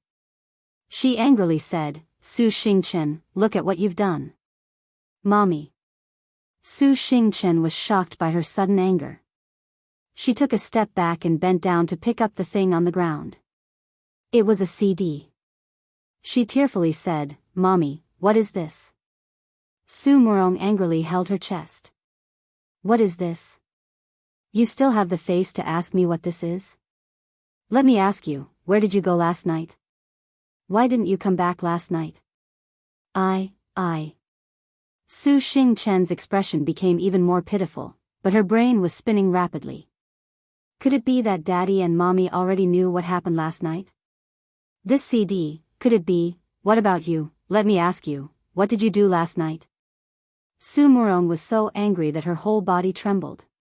She pointed her finger at Su Xingchen's nose, her eyes overflowing with anger. "Wife, don't be so agitated, be careful of your body." Xia Zhenqing supported Su Murong. He looked at Su Xingchen and sighed, "Xingchen, how could you do such a thing? You've really disappointed us." "Daddy, Mommy, listen to me, I didn't do it on purpose, I was drunk last night." Su Xingchen was already sure that the CD was about what happened last night. She quickly grabbed Su Murong's hand and explained. "Get out of the way, I don't have such a shameful daughter like you." Su Murong angrily shook off Su Xingchen's arm. Xia Zhenqing quickly said, "Wife, don't be agitated, I'll help you upstairs to rest for a while." When he helped her upstairs, Xia Zhenqing turned around to look at Su Xingchen. Seeing her sitting on the sofa dejectedly, silently crying, he couldn't help but sigh. After her parents had gone upstairs, Su Xingchen sorted out her emotions and took the CD back to her room. She placed the CD into the CD player. The crazy and undignified scene caused her to sweep everything on the table to the floor in a fit of anger. Whatever bottles and cans, they were all smashed. After the anger, she tried to calm down. She knew that she was framed, and the other party sending the CD into her parents' hands was only the first step. She could almost imagine how she would face all kinds of eyes when this video was broadcasted on all the media and networks. Who was it that wanted to frame her? Her two biggest enemies, Su Yunxian and Xia Dong. Could it be one of them? Su Xingchen sat on the sofa and carefully analyzed the situation. First, her laptop mysteriously disappeared. She thought that it was the work of an ordinary thief, so she didn't take it to heart. Now that she thought about it, maybe someone wanted to dig out something from her laptop, so they stole it. She nervously clenched her fingers. There were a lot of Xia Dong's stuff on her laptop. Was she the one who did it? She thought for a while and called Su Yunxian. Sister Su Yunxian, are you okay? Su Yunxian chuckled, what can happen to me? Instead, you, Xingchen, have to be careful. Be careful that Mika Keto comes looking for you for revenge. Mika Keto is a vengeful man. Su Xingchen's body stiffened. Sister Yunxian, what do you mean? Su Yunxian kindly reminded her, you know what you've done, my dear cousin Xingchen. She wanted to frame Su Xingchen, but unfortunately, her skills weren't good enough and she got herself into trouble. Attention, Xinwu 799.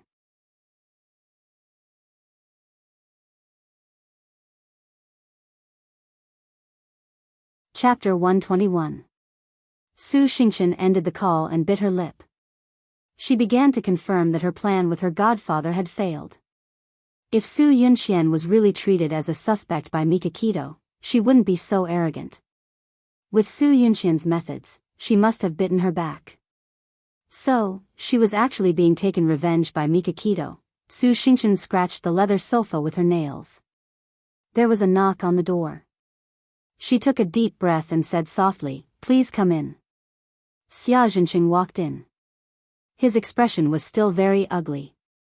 Seeing the shattered glass on the floor, he sighed and said, Xingchen, your mommy is still very angry. Wait a few days for her anger to subside a little. Then you can have a good talk with her and ask for her forgiveness. Su Xingchen blinked. Her eyes were quickly covered with a layer of mist. She looked at him pitifully. Daddy, I was set up. I was at a bar with my friends last night and someone drugged my drink. Xia Zhenqing was very shocked. There's such a thing? Who set you up? She said with tears in her eyes, Mika Keto. You mean the CEO of Bo Ao Corporation, Mika Keto? Xia Zhenqing couldn't believe it. Wasn't Mika Keto Xia's fiancé? Why would he drug Xingchen? Yes, it's him. Why would he want to harm you? Su Xingchen lowered her head guiltily. Because I know that Xia Dong is my older sister and brother Han treats her very specially. So, I once insulted her verbally. When Mika Keto found out about it, he took revenge on me. Xia Zhenqing's body stiffened. After a long time, he said, you really only insulted her verbally? I've seen Mika Keto before. He doesn't seem like such a ruthless person. If he had only spoken ill of Xia, Mika Keto wouldn't have done something so overboard. Su Xingchen jerked his head up and looked at him in disbelief. Daddy, Xia Dong is your daughter. I'm also your daughter. Why are you biased towards her? I really only said a few bad things about her, and Mika Keto happened to hear it. Xia Zhenqing pinched his eyebrows. Someone sent a CD to our house this morning. I'm worried that Mika Keto will do something else. Daddy, he won't let me go. Su Xingchen grabbed his arm, his face full of anticipation. Daddy, I beg you. Go and plead with Sister Xia Dong. Ask Mika Keto to return my things and let me go, okay? Xia Zhenqing looked troubled. Xingchen, it's not that Daddy doesn't want to help you, but... Xia hates me. She doesn't want to see me at all. Su Xingchen burst into tears. Mika Keto will definitely leak the CD. I don't have the face to live anymore. As she spoke, she suddenly stood up and ran to the window. She quickly opened the window and looked like she was going to jump out of the window.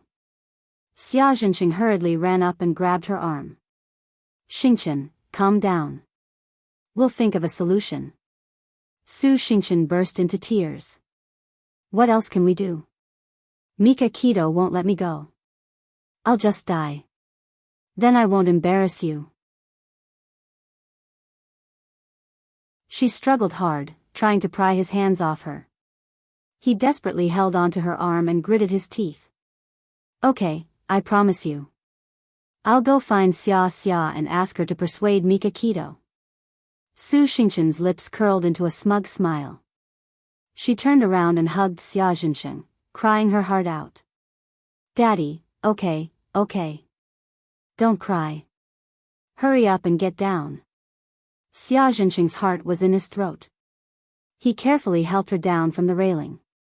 Xia Dong came out of the company building and was about to go to the parking lot to get her car when she was suddenly stopped. She looked coldly at Xia Xingchen, who was standing in front of her, and said coldly, Xia Xingchen, didn't I make myself clear? I don't want to see you. Xia Xingchen looked embarrassed and pained. I'm sorry. I didn't want to disturb you, but... Xingchen, something happened. I need your help. She looked at him coldly. Help? How do you want me to help her? She sounded very calm. Xia Xingchen thought that she would listen to him, so he quickly explained, I heard from Xingchen that she once said, some things that hurt you. Mika Keto found out about it, so Mika Keto took revenge on her by filming some indecent videos of her. She hopes that you can persuade Mika Keto to destroy those videos. Xia Dong was almost in awe of herself. She could actually laugh after hearing what he said. She raised her eyebrows. So, Su Xingchen told you that the way she hurt me was by saying some bad things about me? Xia Xingchen nodded, not understanding what she meant. Xia Dong laughed out loud. So, you believe her? Xia Xingchen hesitated for a moment but still nodded. Xia Dong clapped her hands. That's so touching. Thank you for letting me know what father-daughter love is.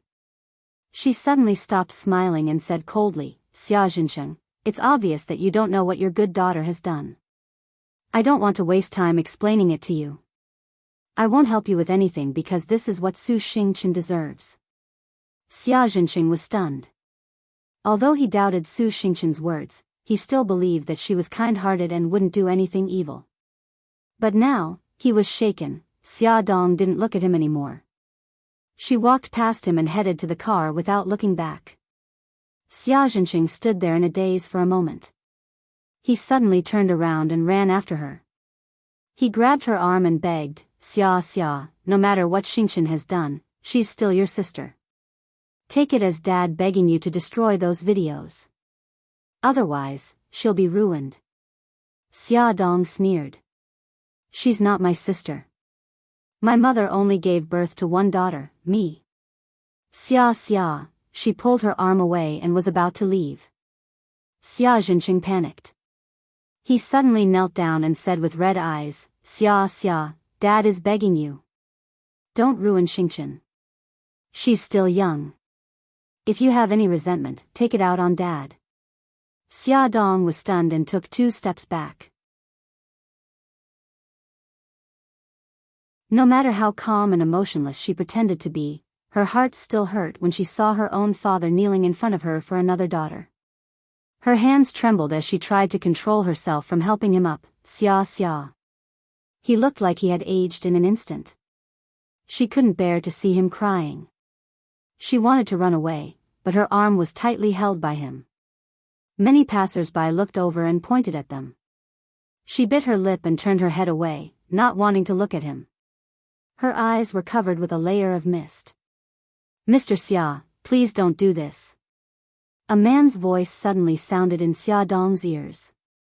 She turned around and saw Xia Xingchen being pulled up from the ground by a man in a suit and black-rimmed glasses. It was Lu Xing. Xia Dong quickly wiped the corners of her eyes and said to Lu Xing, if this man comes close to me in the future, treat him as a suspicious person. Understood. Lu Xing felt guilty and nodded. Because Xia Xingchen was Miss Xia's father, he gave him special privileges and allowed him to get close to her.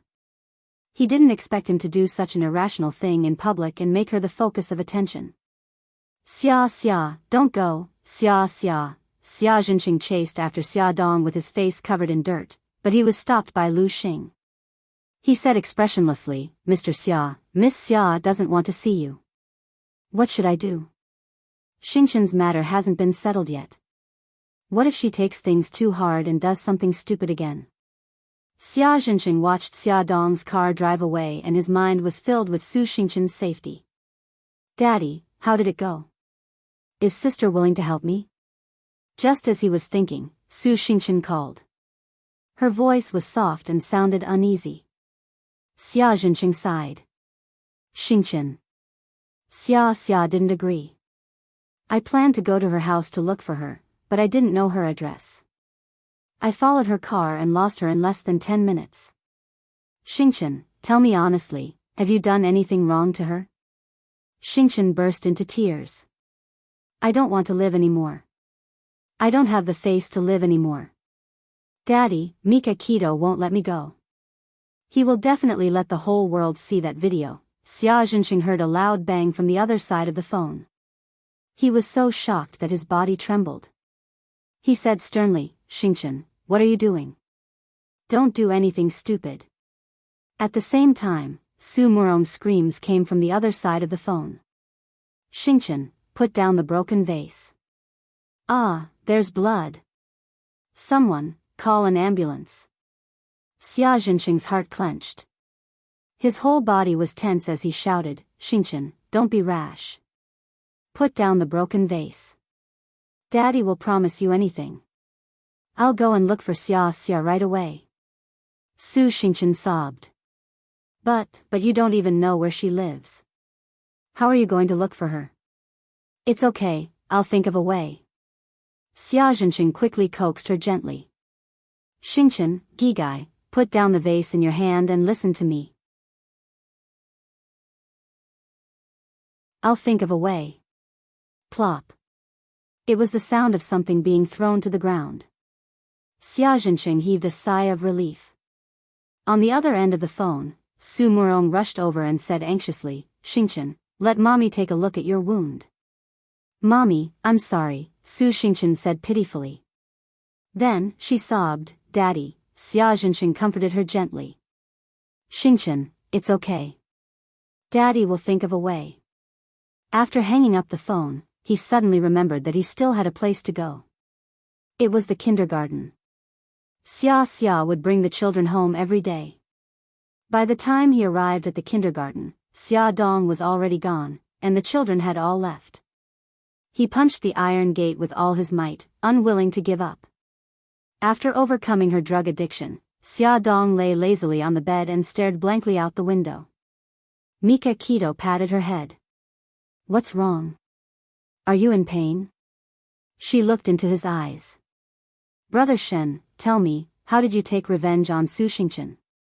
Mika Keto had told her that Su Xingqian was the mastermind, but he didn't tell her how he would take revenge. Beauty novel, Hongcha 866.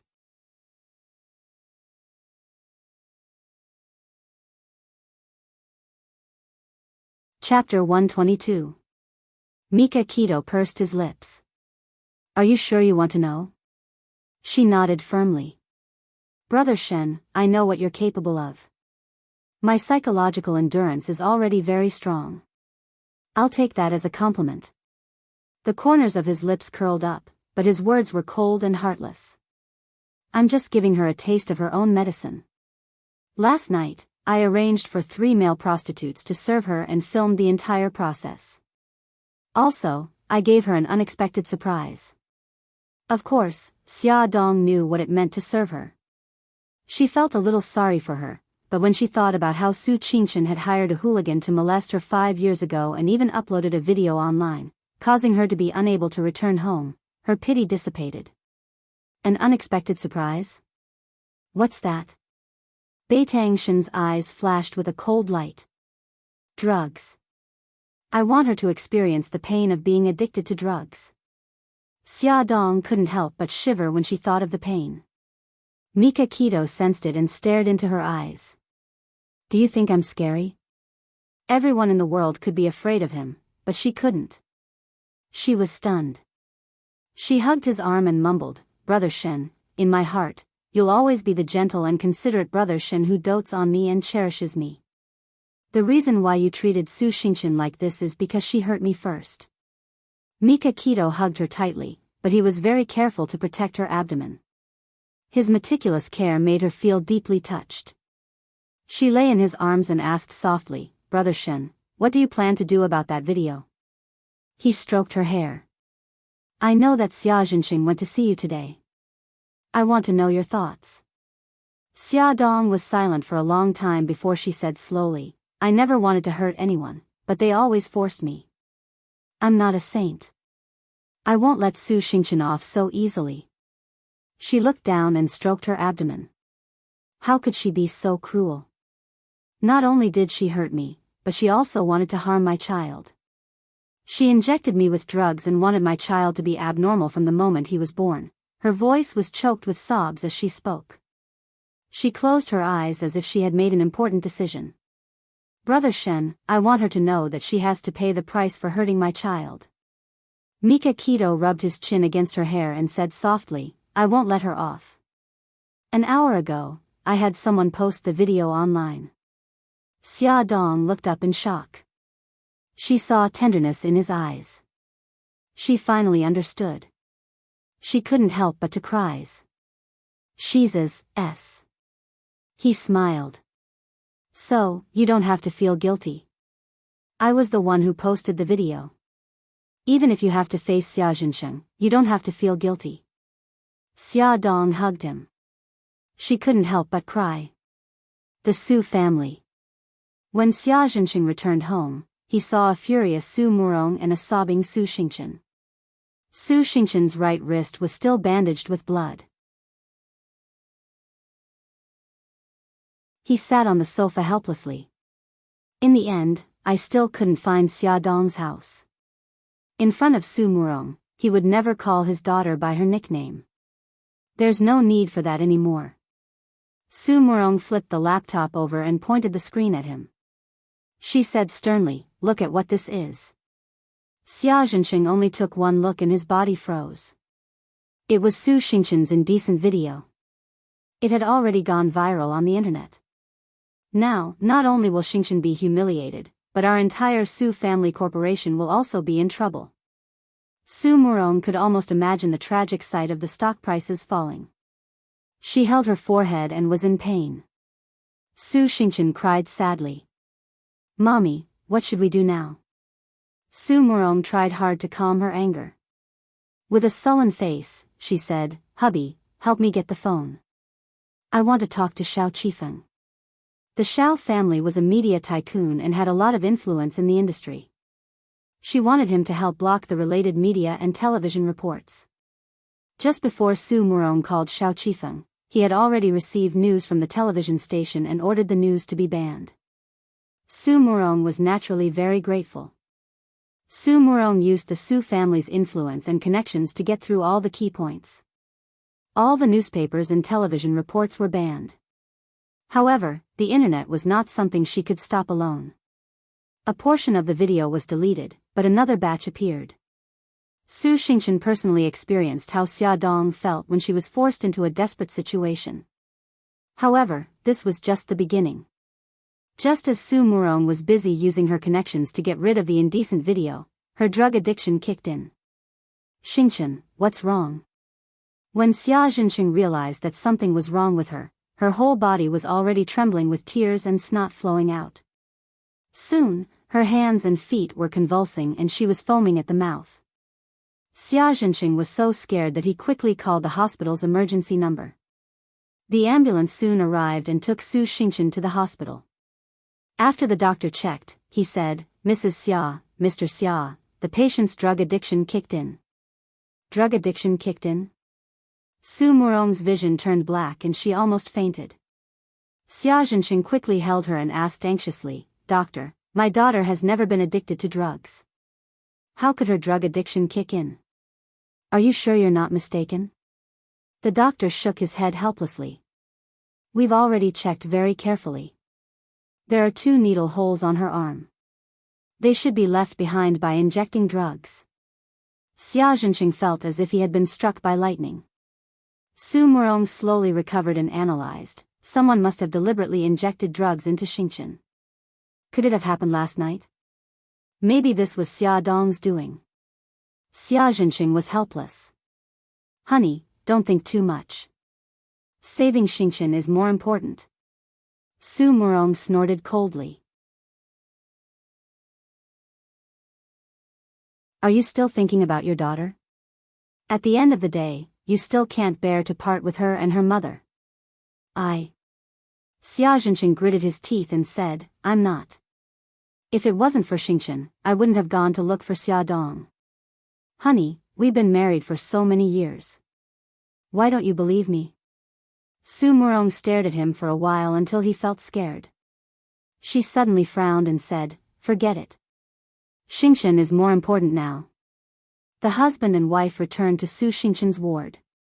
Seeing her suffering from drug addiction, they felt like their hearts were being cut by a knife. The doctor injected her with drugs to suppress the toxicity, but it didn't have much effect. Xia Zhenqing was burning with anxiety and asked, Doctor, how did this happen? The doctor was sweating profusely. The drugs injected into her body are too strong. The detoxification drugs in the hospital won't work on her. Then what should we do? Let's send her to a specialized detoxification center. Maybe they'll have a way. Su Murong didn't want to send Su Xingqian to a detoxification center. If news of her drug addiction spread, her reputation would be ruined and the entire Su family would be humiliated. However, when she saw her daughter suffering from drug addiction, she couldn't harden her heart. In the end, she had no choice but to send her to a detoxification center. Half an hour later, Su Xingqian pulled through and fell into a deep sleep. When she woke up and found out that her parents wanted to send her to a detoxification center, she crazily shook her head. No, I don't want to go. Mommy, Daddy, I beg you. Don't send me there. In her mind, a detoxification center was as scary as a prison. She didn't want to go there. Su Murong held her hand. Xingqian, Mommy doesn't want to send you there either. But the doctor said that the drug in your body is too strong. Their drugs won't be able to suppress it. If we send you to a detoxification center, there might be hope. No, I don't want to. Mommy, a detoxification center is too scary. There are drug addicts everywhere. Don't send me there. There must be a way. Su Xingqian's eyes were filled with tears as she pitifully begged. However, Su Murong had already made up her mind. No matter what, she couldn't persuade her. Su Xingqian could only pretend to agree. After her parents left her room, she immediately changed her SIM card and called her godfather. After the call connected, she burst into tears. Her godfather was extremely anxious. He thought that she was sad because of the video online, so he quickly comforted her. Baby, don't cry. Godfather is already thinking of a way to deal with those videos. Don't worry. Godfather will definitely help you vent your anger. Su Xingqian cried until she couldn't speak coherently. Godfather. I'm finished. I'm addicted to drugs. Her godfather was shocked. Addicted to drugs? What happened? Boo-hoo, I don't know. Maybe someone injected me with drugs last night. Godfather, what should I do? The doctor said that the drug is very strong. Even the drugs can't suppress it. Am I going to be like this for the rest of my life? Boo-hoo. Baby, don't worry. Godfather will think of a way. Her godfather was quick-witted. He knew that Mika Keto had treated Xingqian as the mastermind behind the incident that hurt Xia Dong. That's why he wanted to give her a taste of her own medicine. The drug that he injected into Xingqian was most likely the same one that Su Yunxian injected into Xia Dong. The godfather thought that he wouldn't be able to get any benefits from Bai Tangshen, so he might as well start with Su Yunxian. Since she had drugs, she might also have drugs for detoxification. Even if she didn't have drugs for detoxification, he could still get samples from her and quickly develop detoxification drugs. When Su Yunxian received her godfather's call, she was at the Old Bailey mansion. Tonight, she followed Bailey Han back to the mansion to visit Old Madam and Old Master. She chatted with Old Madam for a while and was about to return to her room when she received a call from an unknown number. She sneered. "Godfather, how dare you call me?" She answered the call as she walked towards the secluded balcony. Her godfather's deep voice came from the other end. "Miss Su, good evening." Su Yunxian didn't say anything. She walked to the balcony. The balcony was spacious, and there were rattan chairs and potted plants. She glanced around and saw that there was no one around, so she sat down leisurely. Only then did she reply, "Godfather, I'm really honored that you still remember me." Add Songshu 566.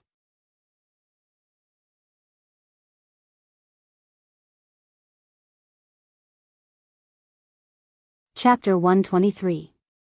The godfather ignored her sarcastic tone and said plainly, "I had no choice but to do what I did last time. I didn't want to offend the head of the Senka group. However, Miss Su, you're also very impressive. You offended Mika Keto and yet you're still alive and well." He pretended not to know what she meant and pushed all the blame to Su Xingchen. There was a pot of tea on the small wooden table in front of the rattan chair. Su Yunxian leisurely poured herself a cup of tea and chuckled. "I don't think our relationship is good enough for a casual chat. Why are you looking for me?" The godfather smiled. "Then I'll get straight to the point. What's the name of the drug you asked Suzaku to inject into Xiaodong?" Su Yunxian raised her eyebrows. "I can't tell you." The godfather said plainly, "I want to know how to detoxify it." Su Yunxian chuckled. "I can't tell you." The godfather's voice turned cold. "Aren't you afraid that I'll record our conversation and send it to Bailey Han? I know that what you're most afraid of is not being exposed by Mika Keto, but Bailey Han finding out your true colors." Su Yunxian's expression changed but quickly returned to normal. She smiled and said, "I really can't tell you because it's not on the market yet and it doesn't have an official name. As for the detoxification method, I have no way of knowing." The godfather paused and said, "I need a sample. Someone will pick it up from the bench under the biggest tree in the amusement park at 3 o'clock tomorrow afternoon." Su Yunxian curled her lips coldly. "Godfather, did I say that I would give it to you?" The godfather sneered. "You can choose not to give it to me, but Bailey Han will receive our conversation tonight and all the conversations we had when you made the deal with me. What do you think?" Su Yunxian's eyes flashed with a sinister light. "Very well, you've threatened me. However, I have to remind you that if you dare to leak the drug, Su Yunxian, guarantee that you will die without a complete corpse." Under the moonlight, her smile was so eerie that it made people shudder. Her red lips parted slightly as she said word by word, "Including the person you care about. If I'm not wrong, it's because that person is addicted to drugs. That's why you need to detoxify drugs, right?" The godfather's voice was low. "Godfather, and I won't leak the drug, tomorrow at 3 o'clock. She smiled, "No problem." "Recording? That damned old fox. He actually dared to play dirty." She sneered. Beitang Shen was truly ruthless and vicious. He actually took his revenge on her godfather. This was the perfect opportunity to extinguish the fire in her heart. "Who is it?" She quickly turned her head and looked sharply at the potted plant. There was no movement. She hesitated for a while and approached the potted plant carefully. When she was in front of the potted plant, she quickly turned around. There was no one behind the potted plant. Knock, knock, knock. At this moment, she heard hurried footsteps behind her. When she turned around, she only saw a shadow flashing behind the wall. Damn it! While she was inspecting this potted plant, he went around to the back of the other potted plant and then quickly slipped away. She didn't even see who it was. Su Yunxian grabbed the potted plant's yezi angrily and pulled it hard. She threw the yezi in her hand away and dusted her hands. She wanted to go back to her room to find the person who was eavesdropping on them. But when she was 2 steps away from the potted plant, she noticed something on the ground. She bent down to pick it up. It was a small button. The potted plant must have scraped off the person who was eavesdropping on them. Su Yunxian raised her eyebrows proudly and clenched the button tightly in her palm. Yunxian, why haven't you gone to bed yet? Su Yunxian ran into Bailey Han in his pajamas as she walked down the corridor on the 2nd floor. She approached him and smiled. After chatting with Grandma, I went to sit on the balcony for a while. Han, why haven't you gone to bed yet? I'm going to check on Xiao Yi. Bailey Han didn't know when it started, but he had developed a habit of going to his son's room to check on him every night before he went to bed. I'll go with you. Su Yunxian held his arm and the two of them walked to the door of Bailey Yi's room. They knocked lightly, but no one answered. Bailey Han guessed that Bailey Yi was probably asleep. Bailey Han gently turned the doorknob and walked in. In the light of the corridor, Su Yunxian saw Bailey Yi lying quietly on the bed. He seemed to have fallen asleep. Her eyes fell on his white silk pajamas, and her eyes flashed. Bailey Han walked to the bed with light footsteps and placed Bailey Yi's arm, which was outside the blanket, under the blanket. He's asleep. Let's go. He lowered his voice and said to Su Yunxian. Su Yunxian nodded and followed him out of the room. After the door closed, the little man suddenly opened his eyes. He pulled back the covers and jumped down from the bed. He was wearing white silk pajamas, but the button at the bottom of the pajamas was missing. You're so annoying. Where did it go? He frowned and looked around barefooted. Suddenly, he looked up. It couldn't have fallen on the balcony, right? He frowned in distress. After thinking for a while, he decided to go to the balcony to look for it. He put on his shoes, found a small flashlight, and sneaked to the balcony. He searched here and there, but he couldn't find the button. D***mn it.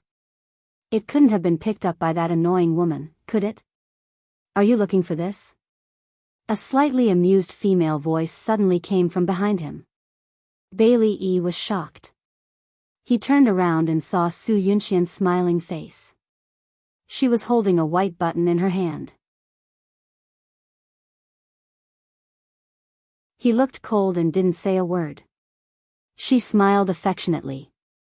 Xiao Yi, I thought you were already asleep. Bailey Yi didn't say a word and walked past her. She looked at his back and said softly, Xiao Yi, what did you hear just now? He suddenly paused and replied coldly, we were so far away. I didn't hear anything. Bailey Yi wasn't lying.